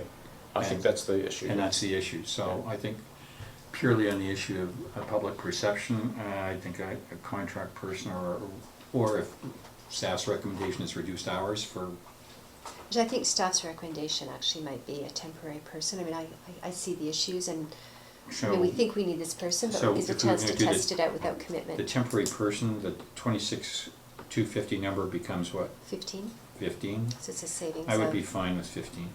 Savings about a percentage point. That's, I think in terms of percentage points. almost exactly Well, 11,250. I'm keeping totals, so. Yeah. Fred? I agree. Yep. Helen? I still would like to, before I make a decision, see that revised org chart and see how it all fits in. I don't think there is an org chart. I thought you just mentioned that there's some change to the organizational The org structure. chart is just the staff we have Oh, now. but didn't you mention earlier that? Oh, yeah, there's a report on yellow paper somewhere in your packages. That doesn't impact the org chart. That But, just No, is it it- doesn't. but I can see where staffing fits in. I'll scan it and send it to you. Well, then, until I see it, I'm not going, Okay, we'll hold you as a no head shake or nod. I'm good with the temporary for all the reasons stated. So let's move on to supplemental requests. Council, Okay, the comments. I see you made the top line change. I was going to put it in bold, but I thought that was too much. You could put it in bold. That'd be good. Okay, just staff recommendation, I'm just throwing this out there. If we take after the poster printing, the next 1, 2, 3, 4, 5 items total 9,500 and maybe just remove them. Well, it's high time that the geospatial survey markers and the radio equipment and whatnot go into the public works budget, but whether they're in this page or not doesn't really make any difference. Maybe we can examine the public works budget and see if there is a way to get increased radio equipment in it. But in terms of a supplemental, I would recommend. Okay, that's okay. We'll take that under advisement. Let's go all the way down to the bottom. It's the rest. The only other big item there is bylaw officer hours. This is where we would see it. This is the only place where we would increase the budget for the bylaw officer, Pam? Yes, I Okay. thought that was because we're showing that we've got the base amount in there, and this would be Yeah, fine. added. And then $30,000 planner consultant. What would Yeah. this planner be doing? This planner would be doing zoning bylaw review, subdivision bylaw review, those parts of the OCP that may need to be amended as a result, and piecing it all together, any offshoots of that may impact other things like building bylaw, et cetera, et cetera. But it's really, there's a number of things that would be worked on by the planning consultant. And because we have to make some changes, and we have to move that package forward because there's people that want to make applications for things, and as things presently stand, we're at a bit of an impasse. So we need to resolve that and find a way forward. There'll be public consultation required. We'll get a flavor from the community as to their thoughts on these things, and some specific items will probably come forward as and we'll get a flavor for what that looks like. Now, is that a planning consultant or is that a bylaw consultant? No, planning. There's no. What planning is happening?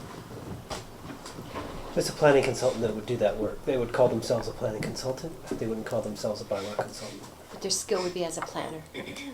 It's a planner who would be hired. Carl, you wanted this person 2 meetings ago. That was when I thought we had the appetite, funding, and will to do some development. And before we could do that, this was going to be a component of the OCP. Correct. So what's Not- changed here? Well, we don't have any of that anymore. We're not doing the OCP. Oh, right. Gotcha. As I mentioned, there would be some aspects of the OCP that would have to be looked at in terms of any changes to the zoning bylaw. So yeah, that will be part of it. It's a limited focus. We started off with a much wider focus on the OCP at about $65,000 for this same consultant. We're trying to do it less for less, and we're trying to be more focused in terms of what we're doing and not opening up the whole OCP. The reason I'm Yes, sir. resisting is that I really don't want a consultant planner. I want a staff planner. Why? Because they have to be immersed in the community. Now, I know we can't afford a whole planner of our own, but it's been under discussion for some time. You were in the same meetings I was, to share a planner with the other 2 small municipalities, or with North Van City or district. I really want somebody who has a part-time desk here that really understands the community, not a guy who comes in and slaps down a report. We can have further discussion about this, but my own personal view of sharing a planner with another community is that will not work.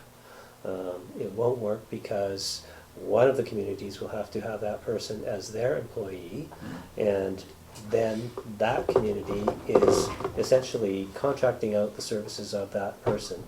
That becomes very complicated, and it also results in the person who is, their primary employer.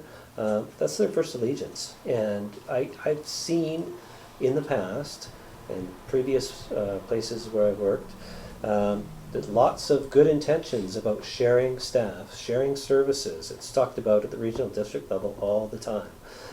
When it comes down to rubber hitting the road and staff are talking to staff, it doesn't work.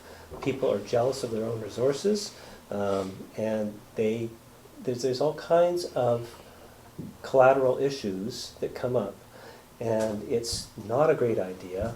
For all of those reasons, we'd be far better served by someone who is immersed in the work for a set period of time, by giving that work to one person, because all of these items are interrelated. We'll also, I believe, be able to get some savings in terms of the hourly rate that these people generally charge. So those are my thoughts on it. Okay, fair I enough. was just going to say the other piece too is addressing the zoning bylaws to address the requests for subdivisions we're getting, which we currently can't go But forward are you with. not our bylaw guy? I'm technically proficient in terms of doing bylaws and drafts and so forth, but planning is not I'm not a trained planner. That's not my educational background. Planners have unique sets of skills and knowledge that will be required in terms of bringing forward all the pieces of legislation, and I would be working closely with that person in order to do so. But I can't do it all by myself, so this is required, and I strongly recommend that you adopt this recommendation.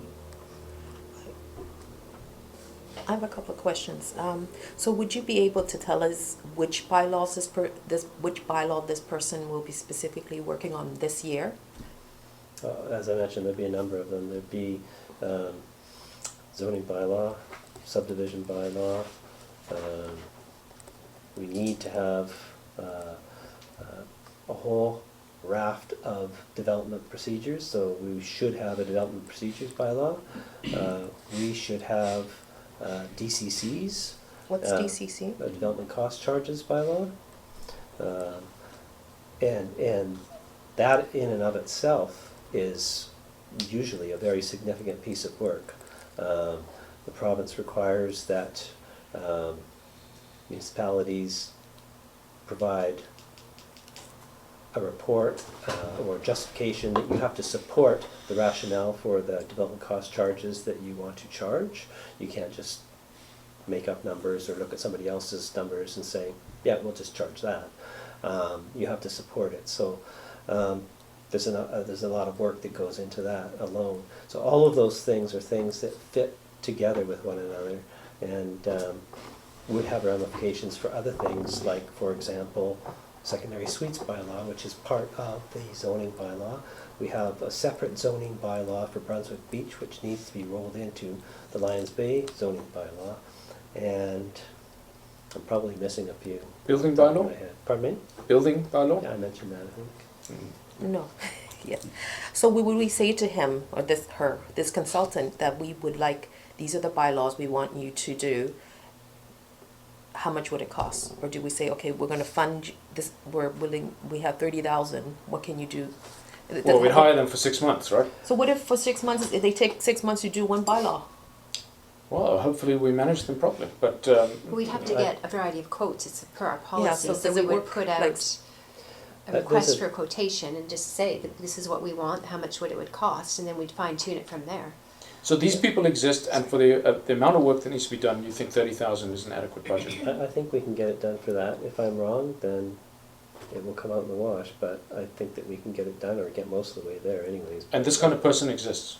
Yes, there's But that- several. I that have laser several focus. names in mind that I would send Okay. it out to, in addition to. And they advertising manage the it. whole entire bylaw process, so from meetings and public, whatever that needs to be They done. would be consultation. there for public consultation processes as well. So the entire process from start to finish, not just drafting the bylaw. No, Okay. I would probably have some role to play in terms of that, so, but I would work with this person in terms of how we move this forward and all of the hearings and consultation processes that we do, and drafting the bylaws and the procedures and all of it. Well, to my mind, this is the one progress item we have on this budget now. Yeah, Right. I'm liking it. Who used to do this in the past? How was We've this? never done it. The guy that died, Rosen. Rosen. Yeah, but he was more, He was a piecemeal, very, yeah. very lazy. I think to this, I've warmed up, thank you, Peter, for this, warmed up, because I'm not so sure we're up to a big honk on OCP next year, given that we're gonna be doing finance, infrastructure, and the whole business here. So we need to do clearly some prep work to get to that point. This is also work on the path to an OCP. Yeah. Well, I mean, correct me if I'm wrong, there's nothing else in here that smells of progress, right? Except the burn building, yes. That is something new. I would say the public works and water in terms of, starting to implement studies so that we can get grants and everything and progress for But that's really infrastructure maintenance. master That's plan. stuff that I we find should be it doing real long ago. intangible. But it's still something that has been avoided and you're addressing it. Okay, any further discussion on that? Not on that, but I do on the rest. Yes, go. I think, other than the stuff that's in the middle, okay, the mic and the community sound system, we're a strong village that has an identity, we can yell at each other. I'd take those two out. I'd keep the ones above in. I mean, my thinking here is that we talked about communication, the radios are clearly I don't know anything about it. I don't know why it's on the council budget, but okay. but it's there, so, and the creep stuff, that makes sense to me. So I would say that's almost vital, yeah. So I think I take the mics out, the rest are fine with me. The village notice board, The which? What? the second line item. Second Oh, one, second. 3,000. Sandwich boards? Okay, I could lose those two, I suppose, but, you I know. mean, these are all if- communications pieces, It's all right? communication, so I'm pro that. I mean, and you know what, we've got limited systems to get it out. People keep saying they're confused on things, so clearly our digital stuff's not hitting everybody, so what's left? Precisely. And then, but you've taken it out. No, I was prepared to go with it. I said take out the mic and the sound system and keep everything else. Okay, I'm fine with that, although we need a mic. Trudy said we have to have a mic for the next... $500, I'm not talking. Yeah. I'm good. Yeah. Fine. Take Sound it. system, fine. I think the current sound system is fine. I only hear that it's bad. Sounds fine to me. I'm the same way. So I'll go going one and take one going once and take your spot here. So we're out $2,000 off the 53.5 number. Is that what it is? 53.5's the ask. The EOC training? Sacrosanct, untouchable? Well, there is some budget in the existing, that was additional training. There is some money in the EOC budget just for training. That was I sort think it of, was much though, it's pretty. yeah, no, it's I'm pretty just minimal. double checking. Uh, Might be really minimal. Yeah, if we're really that tight, we could squeeze that down to 3 if you need an extra 2. Well, Every grand helps. Yeah, we have What's your number, Fred? We have 2,000 in the budget now. Got 2,000 now. Okay, so we'll make that 3 to make a total of 5. Okay, so that's reduced by 2. So for clarity, the 53.5 is out the 2, thank you, out the 2 and out 3. 2 and 2. 2 and 2, to make it thank you. So Okay. 4,000? Just to be clear, the geospatial is still in? Yes. Okay. We're just taking out the community center sound system and we're reducing the training, EOC 5 training to and 2. exercises by 2. Saving So for a $4,000. total reduction of 4. Okay, let's move on. Public Works. Peter, you've got something to talk about here in terms of I saw you had a fence Skater? replacement report. It's going to be hard to read this on table, but Thank you. Yeah. Reduction of 3250. Oh, thank you. What's your number for here? Oh, I didn't do it that way. I have just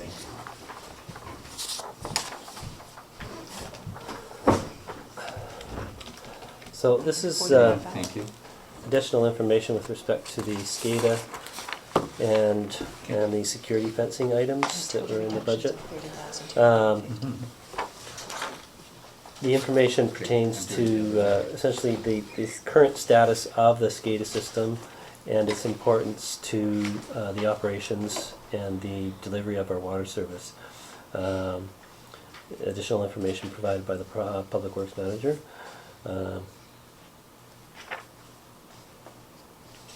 And with respect to fencing, her comments are there as well.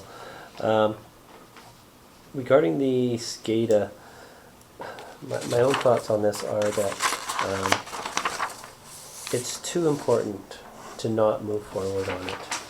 Whether or not it ends up costing $18,500 to come up with a design, to analyze what we currently have, what the issues are in respect to the locations, and providing a robust, reliable system. I don't know whether it will or not. I tried to get a hold of some previous radio consultants that I've worked with just to get another number, but haven't heard anything back yet.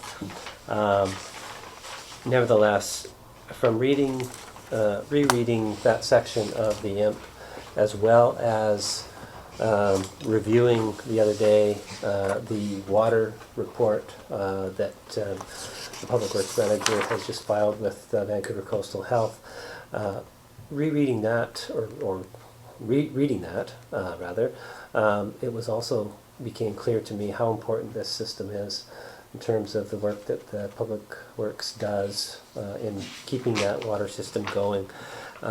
It also is clear from the information in this on-table report that we're losing hours, people hours, to having to check whenever this system goes out, which isn't infrequent. We're paying money. There's also already been 2 instances this year of repair costs and maintenance to the system.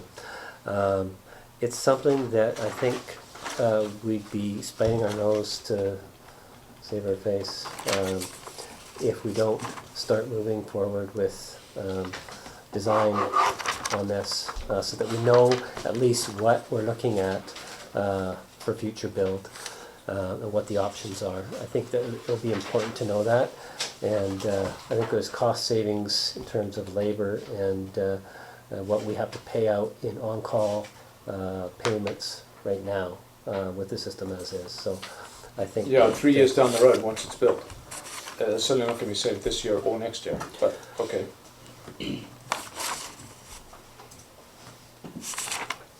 Any estimate of how much overtime we do spend on the columns, even with the SCADA system? I don't have a specific number.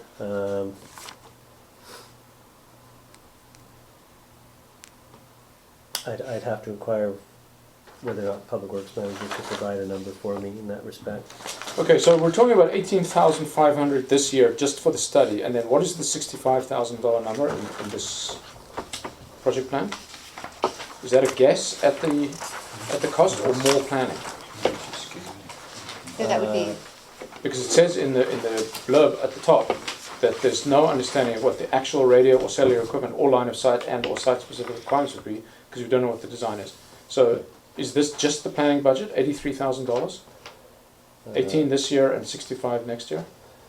I took it to mean that the 18.5 was design and 65 was potential build cost. implementation. But that's not what it says in the top line.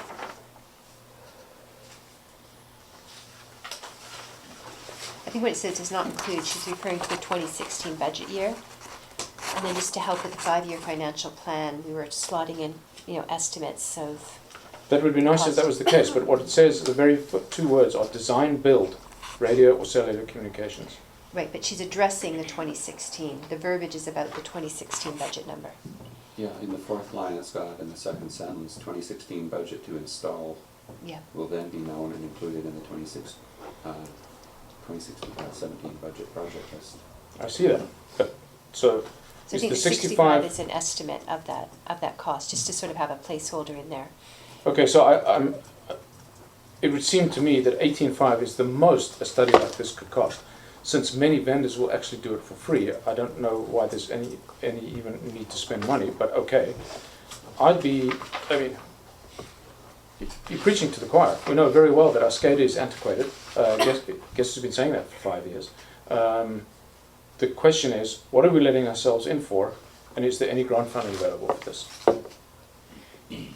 I'm not aware of any grant funding available for this. However, I would certainly be putting this out to as many vendors as I could find and to the general public in terms of tendering a design component like this. And if there's someone who will do it for free, hooray, well let's try and find them. But I'd be surprised if that's the case, but we'll certainly get the lowest cost available. Overall cost. Whether or not it's 18.5 or less, I don't know at this point. That's the number that was estimated for us by AECOM. So. I think that was their estimate. If they were going to do it, and I'm sure they would cost about 18.5 to do this. But these are off-the-shelf products. The only unknown is the line of sight. And that is whether we need an additional repeater somewhere. Well, I think there's a number of. I didn't print the whole section. Perhaps I should have. But there were a number of nuances and considerations to be taken into account with respect to the lay of the land, so to speak, at Yeah, the that's two right. intakes. So I don't think it's as Well, it wouldn't be simple to the as line of intakes. sight. The SCADA is not to the intakes. The SCADA is to the water plants. To the treatment plants, Yeah. yes. When you run power to a plant, you can use X10 technology over the power line for the distances we're talking about. There's vendors out there that will do this. I mean, the whole thing should cost 18.5, not just the planning. So I'm very concerned, knowing a little bit about this. I don't know what we're supposed to get for 83.5, but that's a heck of a lot of money for some wiring. So, but we're Tell not, us we'll run for free. but we're not seeking council approval for 83.5. We're seeking council approval of up to 18,500 for design of, for analysis and design of a system. If it so happens that we can design and build it for 18.5 as you suggest, then we'll be that much further ahead. But the money will be going towards something that is valuable and needed for our water system. So was this identified as a priority one in the IMP? So did they It tell was us? by the infrastructure committee. I think they had ranked it 4th of that list that you had brought to the last meeting. I meant to bring Was it. pretty high. It was pretty So it's high. It was 4th. about 4th. My view is that 18.5 is a number. If we get more value for the 18.5, fine. But I think there should be some accountability on this. I mean, if it's 18.5, that's really going to be 90. And I'm not in a position to talk about that, so Well, yes. I'm not convinced that I know what that second year number is, but it would seem to me to be that would be the cost that which would be about right. Probably all gold plated, but be that as it may, and 18.5 does sound about the kind of study cost you would think. So maybe, despite what it says in the first line, maybe that is the all-in cost. Well, Carl, I think they're asking 18.5 for this year, so I don't actually see that, to be honest. it's There's multiple pages in the public works, page isn't there? 25, 26. It's in 26. the water. 18.5, yeah, okay, good. So I think we're all fine with the 18.5 number. I mean, this is going to be one of the bullet points that infrastructure committee is going to have on the radar. Yep. So I feel we're going to be, well, not to tromp all over the staff here, but I mean, I think we're going to be having lots of eyes on this. Well, I don't think we'll have any eyes on this. There will be no oversight from council until the thing's delivered, and it's either good or bad. So, no, there will only be staff oversight. Well, last time I looked, the public works manager and the CAO attended the infrastructure meeting, and let's just do this general question. So for 18.5, what are we getting? And he would respond, it's out to tender, and what a surprise, we're getting this, this, or this. Okay, well, My only additional comment would be that if it so happens that the design cost comes in much less and there are actual go-forwards that we could start to move on this year, perhaps the resolution from council would be wide enough that, subject to further confirmation from council that they're satisfied with any particular design that may come forward, that any leftover monies could be put towards moving forward if that was available, just thinking ahead. I would in support terms of- that. I mean, I would love to, we should have had improved SCADA 3 years ago, when it was, well, even longer ago, when it was first identified by the IC. So, yeah, that's true. I'm actually even wondering if we shouldn't go for the whole hog right now, but we don't have any idea what it is. But I'm hearing supplemental budget, interim budget adjustment in, That, and we're gonna have real data by then too. well, let's hope so. Okay, I'm good with it. I'm good with that one. And that's the memo on the table is the 15 for, okay, so I'm gonna, if I may lead, Mr. Mayor. So for the 41,370 for the, since we're on the SCADA, which is the water piece on page 26, so all those 4 items seem fine for me, so that's a no change at 41.3. Yep. So then, did we say yes to page 24? No, because we looked at the report first, so Okay, let's... so back to 24. Well, let's then. just, while we've got the report fresh in our minds, the fencing issue. So the fence budget request was, remind us please, Peter? That's 15,000. Yeah. We didn't know if that was absolutely necessary. This report says it is. Yes, Is that what this says? You've got to do Yeah. it? yes, gotta do it. Okay, so that's pretty easy. So that's staying in. Back to page 24, So 24, yeah. okay? Let's run from the top. 9,500 on bridges. Trip hazards that have existed for many, many years. Nobody's tripped on them yet, but there are hazards. So I'll just bear that in mind. We'll just run through them all and then we'll come back to it. 300 for driveway bridge repairs. Replace a plank, okay, whatever.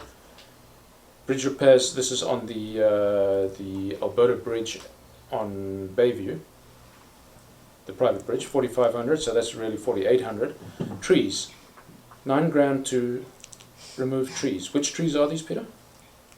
Or Pam? It was tree report commissioned in 2015 as having So- significant consequences. So they were identified in a risk assessment. Yeah, these are I think And we mostly received trees an at the beach, estimate. right? Yes, Beach and we and received Remove that one, it says only one removal, and so 4 pruning. to remove that one big tree. At the beach, the cedar. Okay, well that's going to be a political issue as well, but that has to be done. That's a safety issue. Yeah, we've actually have a report now. Yeah. That's been received where. And that's the cost, so that's fine. Okay, fence we've talked about. The roads, the 36,000 is for the Ocean View Road survey engineering and design for the thing that's just been patched within existing public works budget. The 24,000 for what seems to me to be a much bigger project is for the corrugated drainage channel running up the side of Bayview, from more or less the school all the way up to the second corner just before you hit Mountain. The 13,000 is the park stuff that we know very well down at the beach. 9 grand roof repair at the yard, and that's it. I think we left this with your recommendation, which I concur with, that one big project, which the 36 grand is, seems about what we can handle in a year. Yes, although if I was to pick one of the two, I would pick the Bayview Road culvert design, because A, that's partly fundable by infrastructure planning grant, because they do drainage. If this isn't drainage, I don't know what is. So that's potentially got a 10 grand comeback on it. I can't help but say that you reversed yourself since the last No, meeting. because I previously... appreciate the flexibility. No, but don't forget the 36 was... The 36 is fixed. It's fixed for at least a year. Okay. If I'm not mistaken, didn't the last meeting we agreed to pull the 36 and do the Bayview instead? Or Because did I get it backwards, Fred? That's what I thought. Okay, I Well, the apologize 30 then. Well, the benefit of pulling the 36 at this point is we'll have the data from the geospatial markers by next year, hopefully. I stand corrected, that was the duck. Even better. Good. Yeah. Yep, So 36 out? I would say so. Helen? Sure. We've patched it now. It's just a Band-Aid, yes, I fully know that. The only thing that we're losing now is shovel-ready plans that could potentially be funded by a waterfall of money next year. Potentially, I say, we don't really know. You know, they're doing the stimulus funding this year, the feds I'm talking about, up to 50%. Now maybe that's for bigger projects. We will only have one shovel-ready project, but I think we've clearly demonstrated we can only do one. The feds have got a 5-year mandate. I think those of us who are on the financial side have seen that this is a spend deficit. I really don't project that they're gonna just cut and not do it. So Okay. I would delete the 36. Councillor McLaughlin said that the feds will also be funding next year. There you go. Okay, we'll hold you to that, Ron. So 36 out, everything else in. Yeah. We still don't really know what we're getting for the $13,000 at Lions Bay Beach Park. I'm very cognizant of a roof repair budget for the water tank that ended up with the ugliest green water tank you've seen this century. I believe it was returned to its original mint condition. Actually, the contractor still has to come back and give it another coat of paint, Thank so you. then it will be returned to its original condition. Another coat of paint. I don't think there's. Or it's kind of meeting Maybe, for, maybe the primer is still drying. okay. Okay, so I mean, that's 13,000. That's not a lot. So we're gonna see a lot of things demolished, and be that as it may. Okay. Okay. 10 Last minutes item. over budget. Sewer, Sewer. page 27. We don't. Essentially with the sewer, the argument there, we have the surplus in which this comes from. We've taxed for it now with rates. We've taxed for both of these numbers. They were included in the budget on which we based our sewer rates. and Okay, then said there's that no it would choice. draw from We surplus, have to yeah. start delivering what we tax, correct, guys? Yeah. And besides which, And the safety one is a no-brainer, and the small equipment, we're told, is pays for itself in a in a year. couple of years minimum, maximum, yeah. Well, if it's a So- couple of years, I'd rather be, Yeah. Okay. that's 50 cent dollars this year, if that we could save. But all right, it's only 14,000. Okay, so what have we saved? I've got 66,250 in savings. So do us a 12% tax increase. Just a minute, minus 66,250, so the supplementals are now. So I'm sorry, an additional or a total? Total, Total which did you say? 12. So 7 extra. That's $77,000. 21.5% is what the number. Sorry, I'm the doing bare it a number. different way. Yeah. So that's without the potential for reserves, so that's straight tax. And I will point out that there's some grant money in there. I just heard from one of the other mayors this morning that their MLA called up and said all they had to do was write a letter to get a $17,500 grant. I still need to track down what that was. He did, and they did. Who did they write to? This was The BC government? Belcarra. No, his MLA called him. Maybe his MLA had been earmarked some money, I don't know. Like our MLA to do that, I'm waiting for his call. But the point is, there is grant money out there. Some of it, I don't think the province can be shamed into giving it when the feds are, but there's still money out there. So, no, we can't go to bed on that, but there's potentially some reduction.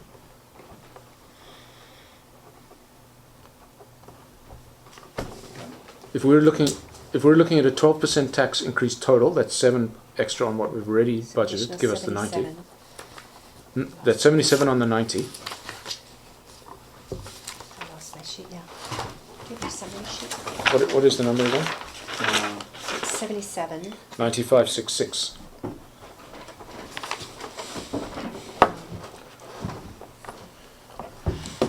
That's $170,000 in round numbers. And we need to spend how much? And then our revised 235. supplementals Oh, sorry. are 252,999. So we take 85,433 from reserves. Out of reserves, as opposed to what we were previously planning on doing last year of 194, correct? Yeah, now we're saying there was 179 available. Change, yeah, and we but take that we 85. but we were happy with taking 194 last year. Yes. And with the adjustments between the years, it equates to 179, keeping Sure. reserve balances flat. So the number again is what? That I said it we wrong. could conceive. Because we're saying we'll get 77 from From taxation for a an additional 12% tax rate. Yeah. We have a surplus of 95,666. That gives us 167,566. And then I took off the revised supplemental amount, which was 252,999, 85,433 short. So we take that from reserves at a 12% tax rate. Of which how much? Oh no, the sewer monies that we're talking about spending there were taxed for this year. They're not coming out of reserves. Is that correct? No, we have a sewer surplus, so Yes. we're drawing from that What surplus. else? So, in fact, the sewer surplus, it's unrestricted money. It currently sits at 201,000. I think it's high time that we're spending some of that money, so that can certainly come out of reserves. And it The, does, the yes. sewer part. Yes, Not to remind us all, the sewer part must only be paid by the people who use sewer. So it's good. So all the sewer stuff can come out of the reserve, correct, Pam? yes. Minus the operating costs that are Yes. coming out of the tax. And how much of that is sewer? Not 35? Not Well, much, actually, yeah. the 35 wasn't in the 319, because we had said we'd already taxed We for that. So taxed for nothing's that. coming from the water reserve, and 35 was coming from the sewer reserve because of the surplus. Anyway, Anyway, so Anyway. that's. but that's included in that So 2.5. basically, It's a actually red it's herring, not. Carl. It's Yeah, not it's- actually. So you are correct. Of the 179, we would reduce that to the 85, I had said. But 35 would be coming from the sewer surplus. But we can only spend the sewer surplus on sewer. Right, but it is Yeah. 85 But it is plus gross, 35. No, it Net- would be plus 35. plus 35. We'd be Okay, so we're overall reducing reserves by that amount. about 110. Mhm. Okay, I'm glad I asked. So am I.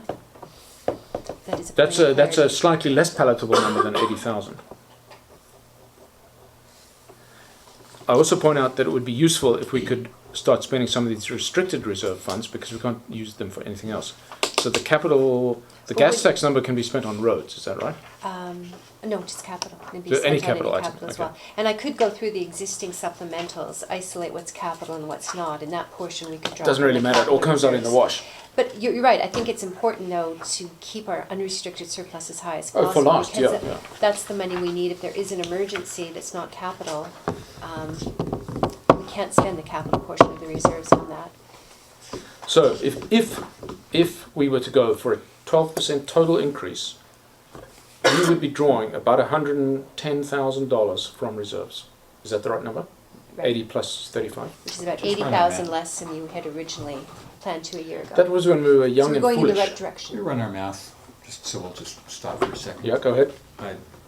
If you and I can do it together. Okay, so starting here, Okay. I'm saying You want that Okay. we're going to take, so Goodness. 319. I just took those 249. columns, so we're doing it the 15. same And then we way. take off the 66,250 in I may reductions. have to do So it by now we're phone taking afterwards. 252,999 from reserves. You hawk my sheets. Yes. Thank you.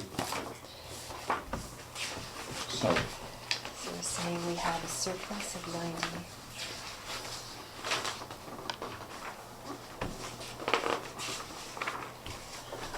Trying to get the school district to stump so up 20 just to 20 to recount, tons so of then, top dressing. fire kept their 68, gas was 68. General government was 78, You heard the news that Scott Wallace and then we is. reduced it by 15 and Leaving. 15. Oh, I didn't down hear to the news. Is he? 48. What? No, because I don't go to that school The anymore. Oh, yeah. next Gordon one Johnson. was council Oh, at that's true. 53.5. Yeah, he's moving on to be a And we university. reduced that some kind down of to advisor or something. 49.5. Funny, you know, because look, And then public works was 120. And we took just out yesterday I was thinking that. As I was driving past 20, Benny. or we took out 36. Because he was sort of a strong advocate of one's pay. Is 84. So I had 249.5 of asks. Hmm.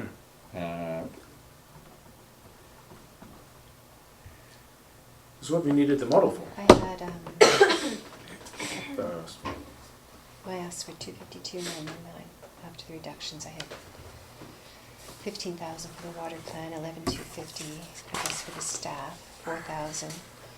I think we Two gave the plus two. fire department everything they wanted. No, that was our staff. Okay.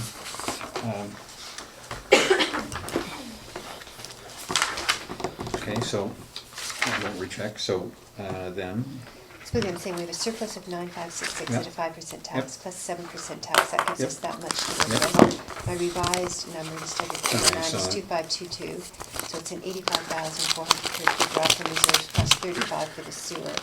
So We're done. total Yep. 120. Yes. Numbers are good? yep, Okay, so back to the question in front of us. What do we think about those numbers?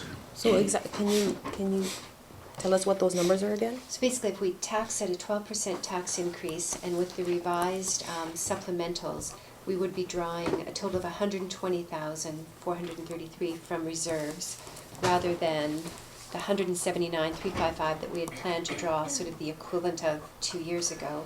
Although 35% of that is for 35,000 is for sewer, and that is a restricted sewer reserve. So it's 85,000 from general reserves and It's 35,000 also from the taxpayer sewer. money, so yeah, I don't really mind which bucket it comes Yeah. out of, it's still taxpayer money.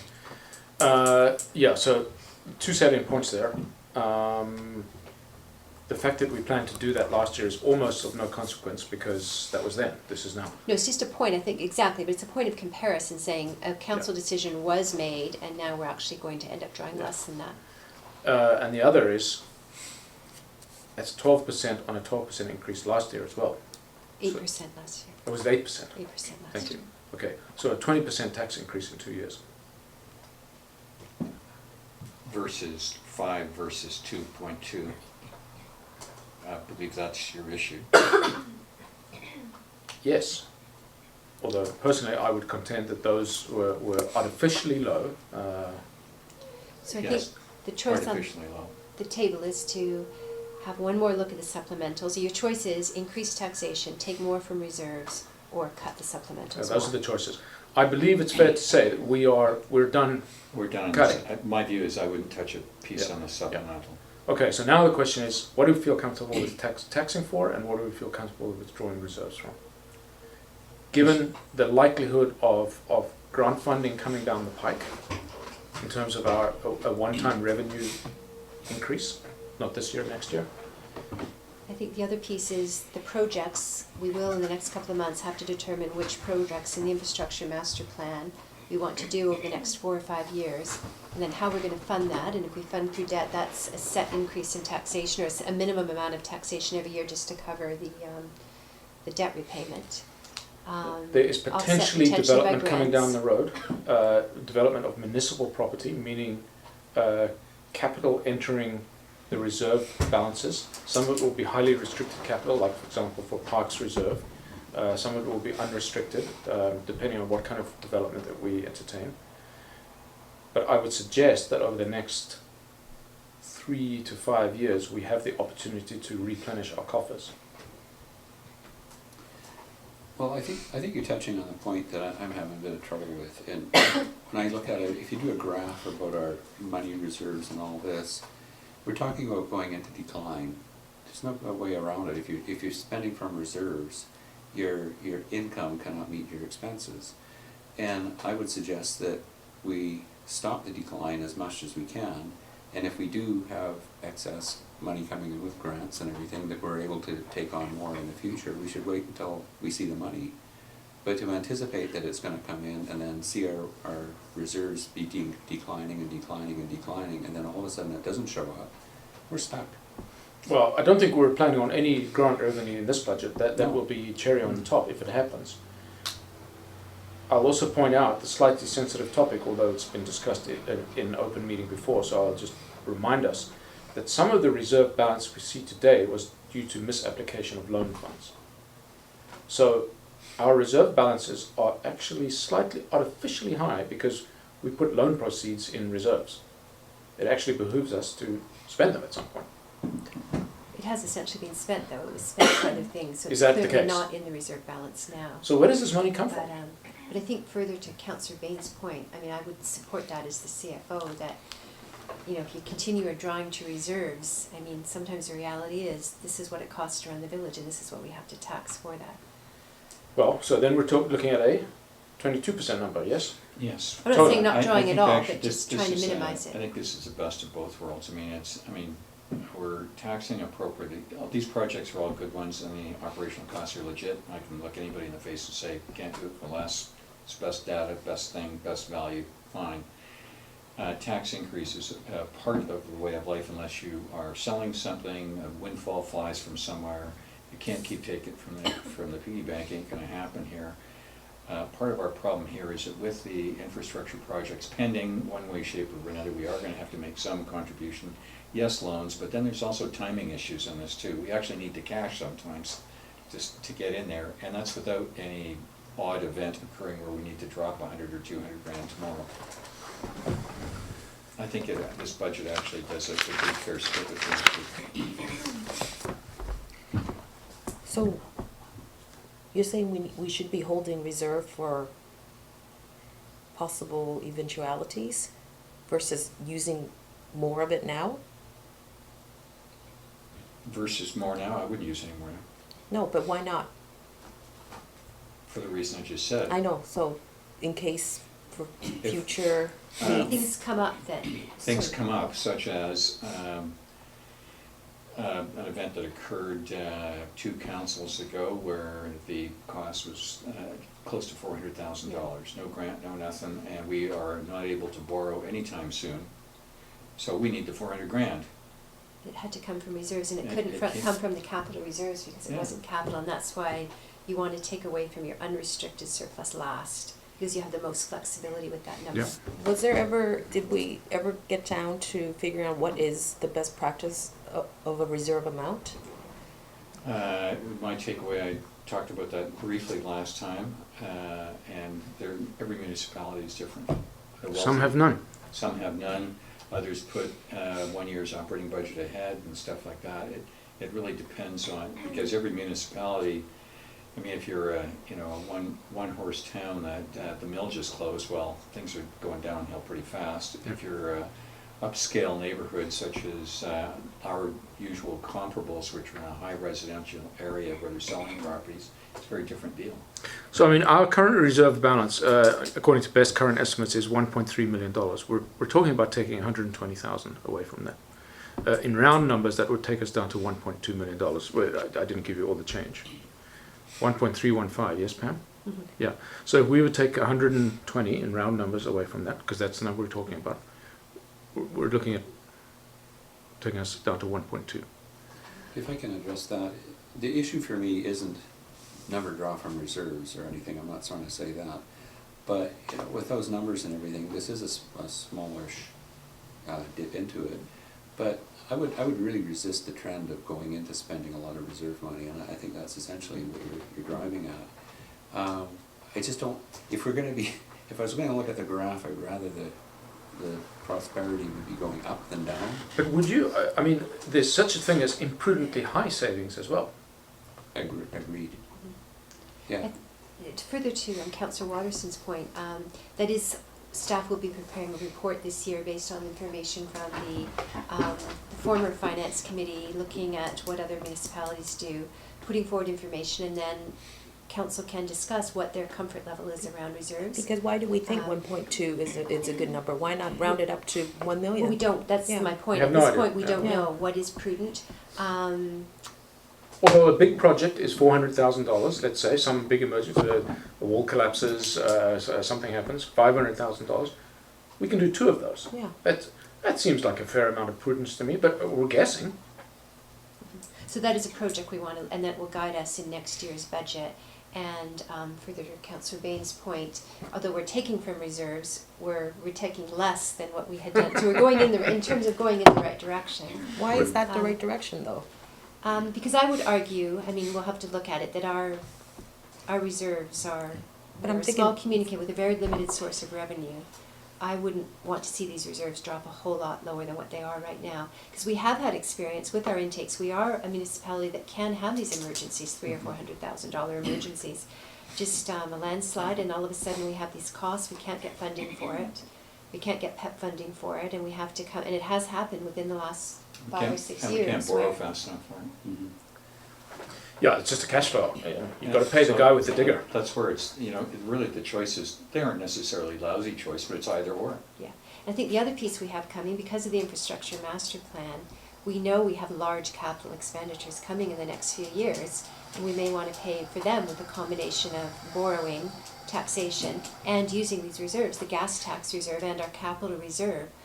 I mean, to me, that's what you draw it down from. It's a controlled spending. You say, this is how we're financing these projects we know we have to, based on the plan we just spent money on.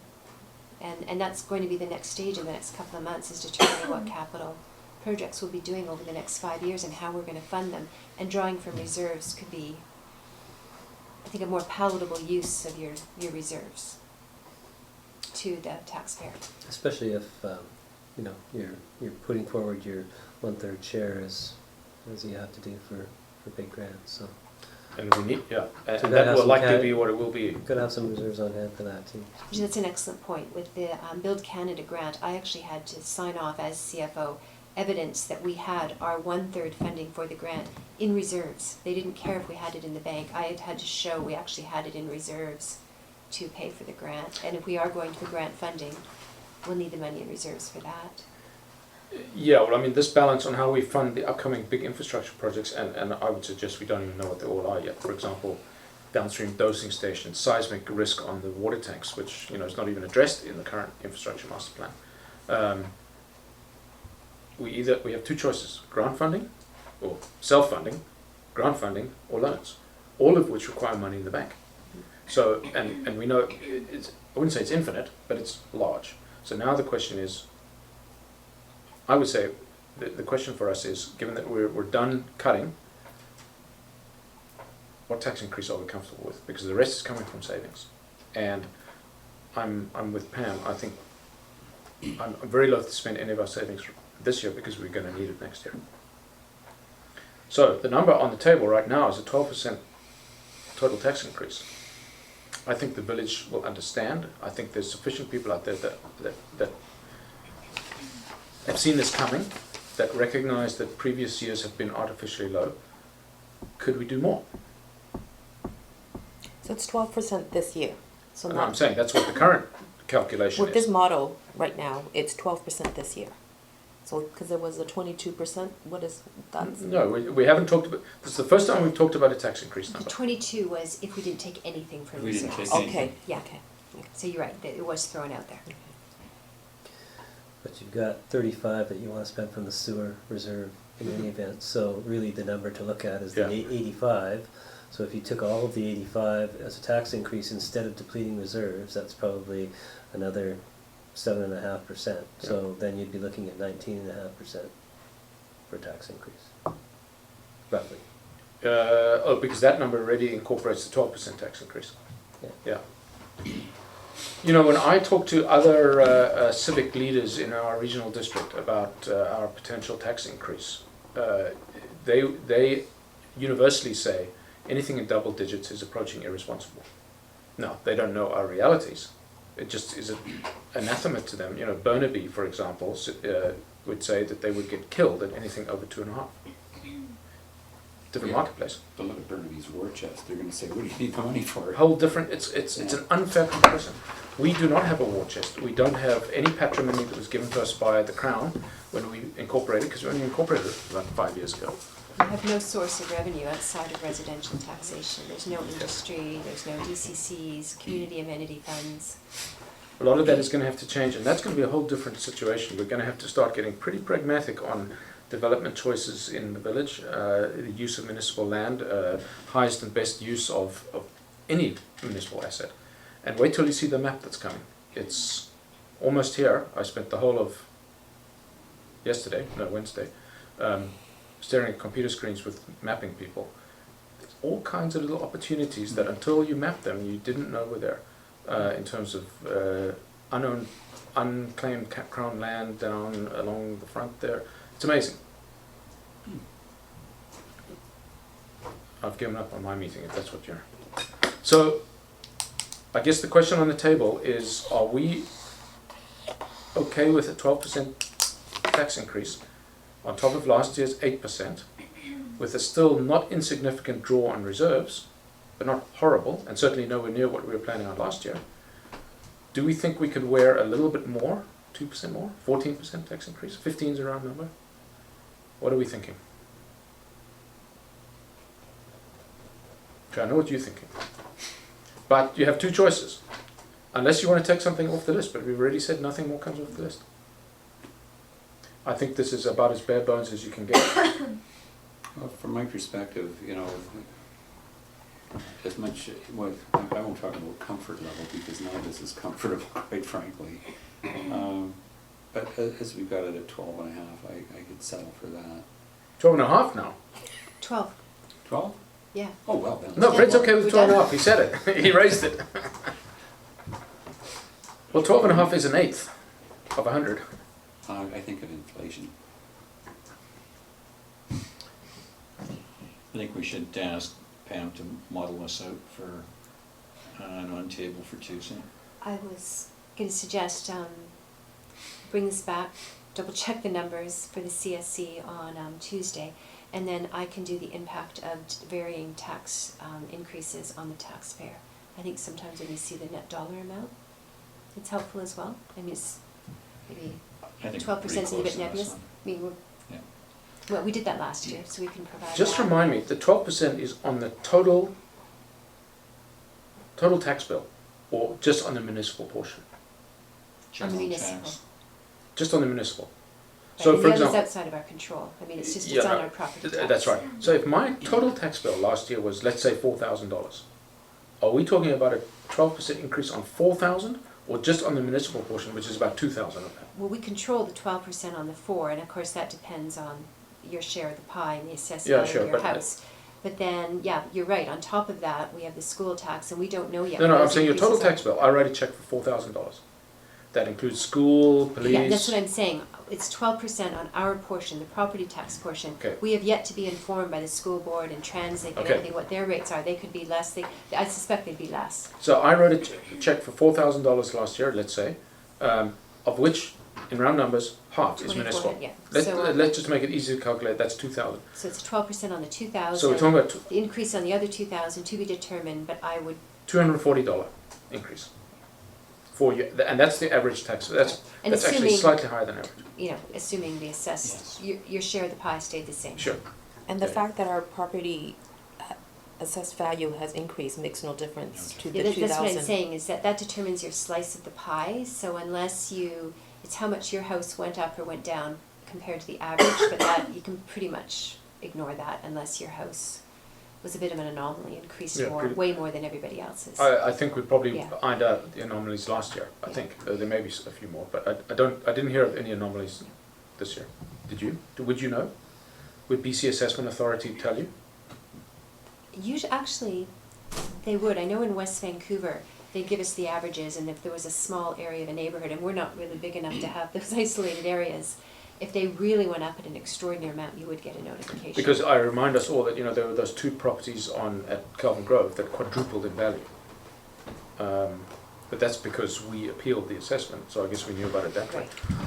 And that Anyway, I would suggest that most people are going to be around the average increase. I will just point out to you that our increase was the highest in Metro Vancouver, in fact the highest in British Columbia, in the 2016 assessment, 19.8% increase. That's the highest of any municipality in BC. Nobody's got a water system like we do. Nobody's got a. No, that's the assessments I'm talking about. That's the assessments went up the most in the province, simply because I believe they were previously wrongly low. We saw some declines in the years before that. I think they pressed the wrong button. Anyway, that's neither here nor there. So your average taxpayer at 12% is going to see in round numbers a $240 tax increase on his $4,000 tax bill. Because your average taxpayer doesn't know or care where the money goes. All he knows is he's paid $4,000 in tax. So it's really a 6% increase on his overall. Well, it's 12% on the 2,000. Like It I said, doesn't- we know the other 2,000 is going to go Maybe we should up. take these sandwich boards down, Carl. I'm telling you, nobody looks at that pie chart that you put in there. I do. No, I'm telling you, I'm agreeing with you that if they just look at the 4,000, That's the check it's they going to be wrote. more than 240, because we know that 2,000 is also going to go up. In the Oh, school, it- Sure. Well, is it? You don't know that yet. well, You- let us assume. Is there a rumor that the school tax is going up? Has any The of mill those rate? charges never not gone up? Well, I'll just remind you all that the provincially set mill rates, which are school tax, police, TransLink, provincially and regionally, Metro, we will pay more this year. Why? Because our property values went up 7% more than the average. The average property went up 12%, ours went up 90%. We will pay 7% more of the pie this year than we did last year, the provincial and regional. So yes, we will see an increase there as well. But the 12% is only on the municipal portion, which is 12% on half. 12% on half. Other half to be determined, but probably not 12. It's not going to be, but it may be 7. Translate might be. Well, it depends well. I know this says confidential, but let me, there's 9 funding mechanisms for TransLink, and the one that's going to work is property tax increase and a vehicle levy. The others are not available to us, and the province won't play ball. So that's coming, and we happen to be in TransLink territory, so that's going to happen. And we are going to be sitting around this table in 6 months' time debating a property tax increase. But that bridge will cross when we get to it. Okay, that give you enough to go on? Yes. So, oh, well, yeah, that's next item. So to conclude this, I guess, again, I will do a presentation, rejig all these numbers, presented at the CSC on Tuesday, April 5th, and the final decision will be made on this, really the split between reserve and tax rate. And I can... At the council meeting following? With the CSC on Tuesday, with the intent that we then will make a recommendation to council for the April 5th, the Tuesday meeting. Yeah, the same to day, lock down the same day meeting. Yes, same day. So I can just rejig these numbers, and then that gives council a chance just to think. I mean, that's the decision, I think, is the split between the tax rate. We're proposing 12% and the reserve amount, but that gives you the weekend to think about it and Yeah. come back and make a recommendation for Tuesday. Now, in terms of the presentation of this budget, would it be time to take the stuff that's taken out off the paper? Sure. So that the public can say, this is the proposed Yeah. budget Yeah. that has Do been discussed and decided. And And it's also go on the notice boards too. You can recycle it to the notice boards. so, I mean, the time for debate is done. It's time to present what we've got. Good? You good with that? Yeah. Okay. Did you want me to take the supplementals and actually put them right into the budget, not even have just absorb them into the budget, say this is the budget, pull out what the capital is, show what the capital is? I think that's probably the right idea because, the fact that the supplementals only to us during the debating process, not in terms of the budget. Yeah, they need to be merged. Yeah, but you will have a separate schedule for capex, right? Yes. As opposed to the operating budget. Yeah.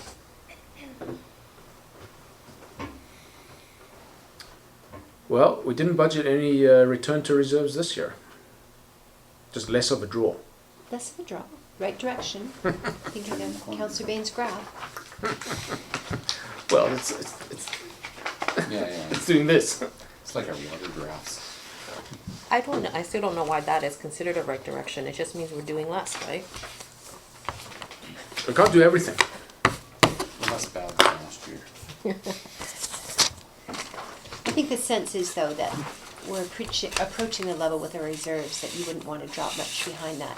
But we will look at that this year. And like I say, although other municipalities, it's an individual municipality decision, I think it's still important to look at what other municipalities do and look at things of, what 2 months of operating looks like, operating costs, and again, knowing that we're going to probably have to draw on reserves in future years for this capital. Yeah, I mean, our emergencies are bigger than many people's emergencies because of our topography. It's that simple. We're slightly removed from, the biggest thing Vancouver has to contend with is a tree that falls over. Depends on what kind of house it falls on, of course, but that's a different issue. Okay, thank you, Pam. I think we'll move on now to the item number 7, staff report, finance department work plan. Okay, just pass these.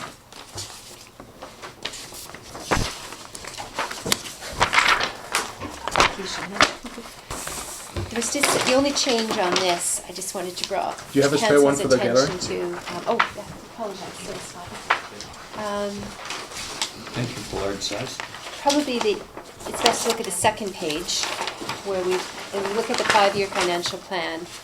I just had to change some of the dates for the first and second reading because we have to work backwards from Friday, May 13th, when the submission of the 5-year plan is due at the ministry, and allowing time for adoption for second readings in a public meeting. So if we go into about the middle, we see the idea is that on Tuesday we will have a council resolution setting the tax rate and the draw from reserves. I'll start work on the 5-year financial plan. Then at the CSC meeting on Tuesday, April 19th, I can present to council the 5-year plan. We actually didn't do it at CSC last year, so we could just do it at the council meeting. It gives me an opportunity to explain to council the assumptions I made in the 5-year plan. the core part of the 5-year plan is the 2016, which we'll have decided on for April 5th. And then it's just a matter of looking at the calendar. The first, second, and third reading would go that evening on April 19th. We do a public presentation on Wednesday, April 27th. We do the third reading on May 3rd, and then we would have to have a special council meeting like we did last year for the adoption of the 5-year plan. And at the same time, we would, the same schedule of first and second, third, and adoption for the sewer and water parcel tax rates and for the property tax rate. I could have sworn that we'd done the readings on the sewer and water, but This is for parcel tax. sorry. Correct. Yes. Yeah. Yes. Got you. Okay. Yeah, Thank no, you. this is for the parcel tax. Yeah, And yeah. actually, I just realized, no, we still have a small water parcel tax for Brunswick Beach. I was going to say Yeah. we don't have the They've still parcel. got to pay off So that. there's just 2 parcel taxes now instead of the 3. And these are all, the final date is all mandated by our statutory requirements of the property tax has to be adopted so that we can start working on the property tax bills. What is LGDE? Local government reporting. So that is actually for the financial statements. So also in 2 weeks, the auditors are in. So now I'm actually working full steam on the financial statements. The auditors are in. And that's basically where we take our financial statements and we just put it into the reports required by the local government. And that has to be submitted by the May 13th as well. And then if you look at, none of these dates haven't changed, but for the year-end preparation, the BDO, we've scheduled for the Tuesday, May 3rd council meeting for the auditors to present the financial statements. And then again, on the special meeting on May 10th for council to approve the financial statements, because that's required before we can Now, submit. the financial statements will, for the first time, include the balance sheet. Yes, they will include the balance sheet. Should we be very worried that we haven't seen a balance sheet yet, or is the reserve balances sufficient? The reserve and just the monitoring of the cash, and then on a go-forward basis, this year we will be doing the cash flow analysis. But there was really no point in doing a cash flow analysis until we had set the property tax rate, so I would actually know how much money we were going to get from Yeah, property here coming in. taxes Yeah. as our main source of revenue. Yeah, okay. So the balance sheet will show us nothing we don't really know, except I couldn't tell you today what our opening bank balance was, but I don't really need to know, do I? Right. Yeah. It was enough. Is the Enough. answer. Yeah. And Pam, you were gonna do the cash flow for? That I'm not sure. I'd like to, just it's insane for the next 3 or 4 weeks, Yeah. just with financial statements, but I could do one in May, definitely, you. because then we would know what revenue we're getting from First taxation. one in May, Yep. for final comfort before we Mhm. do that? So that would be May 3rd. Thank you. Yeah, there may be some grant, yeah, but the grants are small, so yeah, okay. Okay, So the main change on here, it's unchanged from the last report you saw, other than I had to tweak the dates for the first, second, and third reading and adoption of the 5-year financial plan. yeah, that sounds good. The annual reporting. So we have, we've only got 3 line items here for the annual report. In fact, 2 of them are not, in fact, only 1 of them is the annual report. So between now and June 30th, we need to complete the annual report. Yes. The financials, The financial, this dictates the financial component of that, the financial statements. but there's more to it than that. Oh, of And course as you there know, is. I've been raving about presenting some pretty meaty elements of record for the village to, you know, in terms of accomplishments, staffing, blah, blah, blah, blah, blah.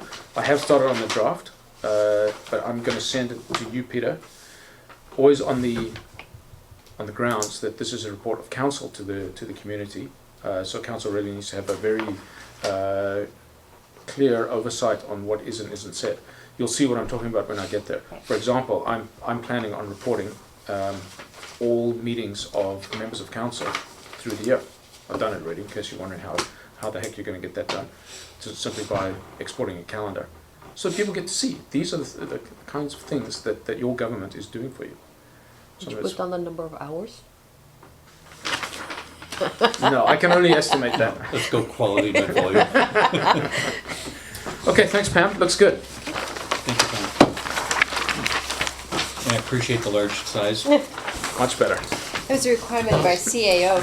Look at my. He rejected the my first assistance of version. My eyes. Okay, moving on to, I'm going to assume on the nod that there's no other reports, new business. Nothing asked for. Public questions and comments. I have a couple questions about so with regards to the new staff. So how many tickets were issued last year and the year before? And I want to know how many, what's making it so time consuming that you need someone to come in 4 days a week in order to do that? So is that the end of that question? Because I can answer that one immediately. There's a report. It's comprehensive. I just made a note, I can send you that report. It's a public report. And, Please send it. Also, the 4-day-a-week person, that's only a small portion of what they would do. But it's essentially the payment, the collection, the tracking, and it's the process of sending it to ICBC. We find that the only way we really collect the money is by sending it to collections. So, and we have to send reminder letters because people don't get a ticket and just pay it. And we only have the license plate. So the license plate has to be sent to ICBC. We have a privacy agreement with them. They then send us the address, and then we have to actually send out letters. And ICBC cannot send it to us electronically. So we're not able to do a mail merge. We actually have to type in each of the addresses. And we sent out hundreds of collection letters last year. And then they get transferred to collection. So it definitely doesn't take 4 days a week, but there is a component of entering in the tickets as we issue them, because we issued hundreds of tickets last year. It is currently time consuming. There are services that do it turnkey. But the report exists. It's very, you'll understand. Briefly, you discussed the IMP. The IMP is difficult to find on the website. You have to go to the IC meeting and then download it from the agenda. It's a public document now. If it could be placed where the, under notices where the LUMP is currently, that would be appreciated. With regards to the Brunswick Beach water tax, so there was, my understanding was that there's been a couple of years where it hasn't been charged. Will you be catching up for those years that it wasn't on those people's tax bills? Has someone done some accounting to make sure that that's being done? Is that something you're able to answer now off the cuff? No, No? we did discuss this, if I may. How we were going to treat it? Yeah, we're gonna do it, the It's issue, retroactive, Scott, it's is the retroactive. turnover of people on properties The retroactive. and things like Just that. you can't do it. That's the biggest one, and to do the forensic work to do that. Okay, so but if you know how many years that wasn't charged when it should have been charged, Yeah, no, we can't. then you just extend we it can't to do the people who own it now, or you can't do that legally? And we decided not to. No, No, it's so- actually, we've actually looked into that. but- You can't do that. You can't tax retroactively. And I asked a number of different questions of the lawyers, different ways perhaps go about it. You can't do it. Yeah, I mean, effectively what's happened is that the rest of Lions Bay has paid for the entire water system, and some people got a free ride for about 7 years. Very Plus, few. too, if you look back to what the initial intent was, there's some argument that initially it wasn't just to pay, it was to bring them on board. So, and council, there's a record of council having discussed this and deciding not to do it Yeah. throughout. Yeah. So for that alone, But my understanding was that there were some people who paid it upfront. No, that's some different. people oh no, that's That's for the different. capital Is that cost. different? Oh, Yeah, no, that's, sorry, that, So that's an existing parcel tax, and there was a choice, you could pay the upfront amount or choose to have it over a set year, and that is still in place, So that was, and they so have been that- paying that's it. always That's a- been in place and Yes, it's it's always always been been, paid I by- believe there's 5 years Perfect. left on So it. that's a and 100% yeah. capture. Okay. Then Yeah. there was the second water tax that we rescinded this year, and then that's why the water bill went up so much. And that parcel tax has been rescinded. But the So other now ones everybody's are paying? still- now all water users are paying, but for the portion that we still had the parcel tax that Brunswick Beach was not paying, their costs were defrayed by the rest of Lions Bay. But it's their operating costs, not the capex on the system. The capex on the system was either paid upfront by 29 tax parcels, or on a parcel tax, 20-year parcel tax, right, Pam? Yes. Yeah. Incidental. So that is still in place, and there's 4 years left on it, and that was only Brunswick Beach, and some, like you say, some residents chose up front to pay the lump sum, some chose to do it over a parcel tax. It's two different issues. The second parcel tax that gets charged now is for operating costs. No, there's No, only one not water parcel parcel tax. tax No. left. There's only And one it's water for the parcel capital, tax left for yeah. them. It's for Brunswick Beach. It's for Brunswick Beach. That's right, so, Yeah. yeah. So the one that you're not chasing or decided to forgive, that's being now absorbed by the rest of the village and is now incorporated and we're covering what they should have been paying? No. No, the opposite. We've actually corrected it, that there was a parcel tax that Correct. You're predated. just not collecting the 7 years that it was missed, Yeah. is that correct? That's Yes, correct. and that's what cannot. we investigated, but we cannot. Okay, and just a ballpark on the amount of what that represents? We do know that number. I did it. No, No, we no. don't, and I'm not sure, like I Because say, we Based it on current dollars. based on. Yeah. That's But not fair. also, It would be. I'm not sure, I think it's a bit of an inaccurate number because, like I say, it has come up and council had the opportunity to is it fix a it and chose ballpark not of to. $10,000, in a ballpark of $25,000? I've Or never we calculated don't even it. have. Because the parcel tax would have been a different number if we had been charging it to 551 parcels as opposed to 510 or whatever the number was. So 510 taxpayers paid the necessary money, the rate was set every year, Okay. instead of 551. I see. The net amount of money that was needed was just divided by a smaller number. So yes, a few taxpayers, well, it's 43 or. something like that, 40 in round numbers, did not pay a portion of the water code. That's why we changed everything. I see, okay. So yes, they got a free ride, and there's no way to go back and get it. That's fine, I don't have And- a problem arguing that. I'm Yeah. just saying And it's not a huge amount of money. So I just didn't want it to be left that it was never resolved, and. It's now it finally should- been it should resolved. be- Yeah, as long as you guys have the documentation that it's been resolved, then. Yes. Finally. 5 years from now, when maybe some of you aren't here, and then somebody brings it up from the gallery like me, someone can say, no, we have a report, and this is how it was resolved, and it's done, so. I that's think all it might be a good we idea to actually put a report out there so that this is what happened. Right. Although I think the minutes that we've provided, Yeah. Pam's report on why it needed to be done, all part of the initial part of the utility rate setting for this year, was very comprehensive. And then council's resolution to actually do it, and then the repealing of the biggest evidence is that we actually repealed the water parcel tax bylaw. But you are correct, there is still a water parcel tax bylaw, but just for Brunswick Beach. Yeah. Thank you. Yeah. Appreciate that. Don't act satisfied if you're not.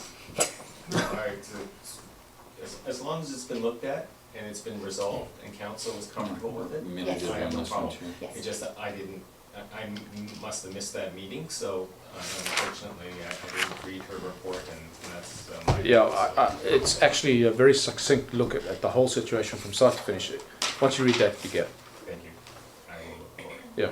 I can send it to you Actually, if you don't want. look, we'll send, Okay, I can send it to you when I send you the bylaw that would be great. report as well. That would be great, yeah. Yeah, thanks, So, Pam. send- Okay, good. Thanks, Scott. So we're now moving on to closing the meeting. Can I have a motion that the meeting be closed to the public under the authority of the Community Charter, Section 91G? Motion? Second? All in favour? Cheers. Happy weekend. Opposed? That carries. Meeting's closed. And we return from closed meeting. I'll take a motion to adjourn at 4:40. Thanks, and a second. All in favour? Meeting adjourned.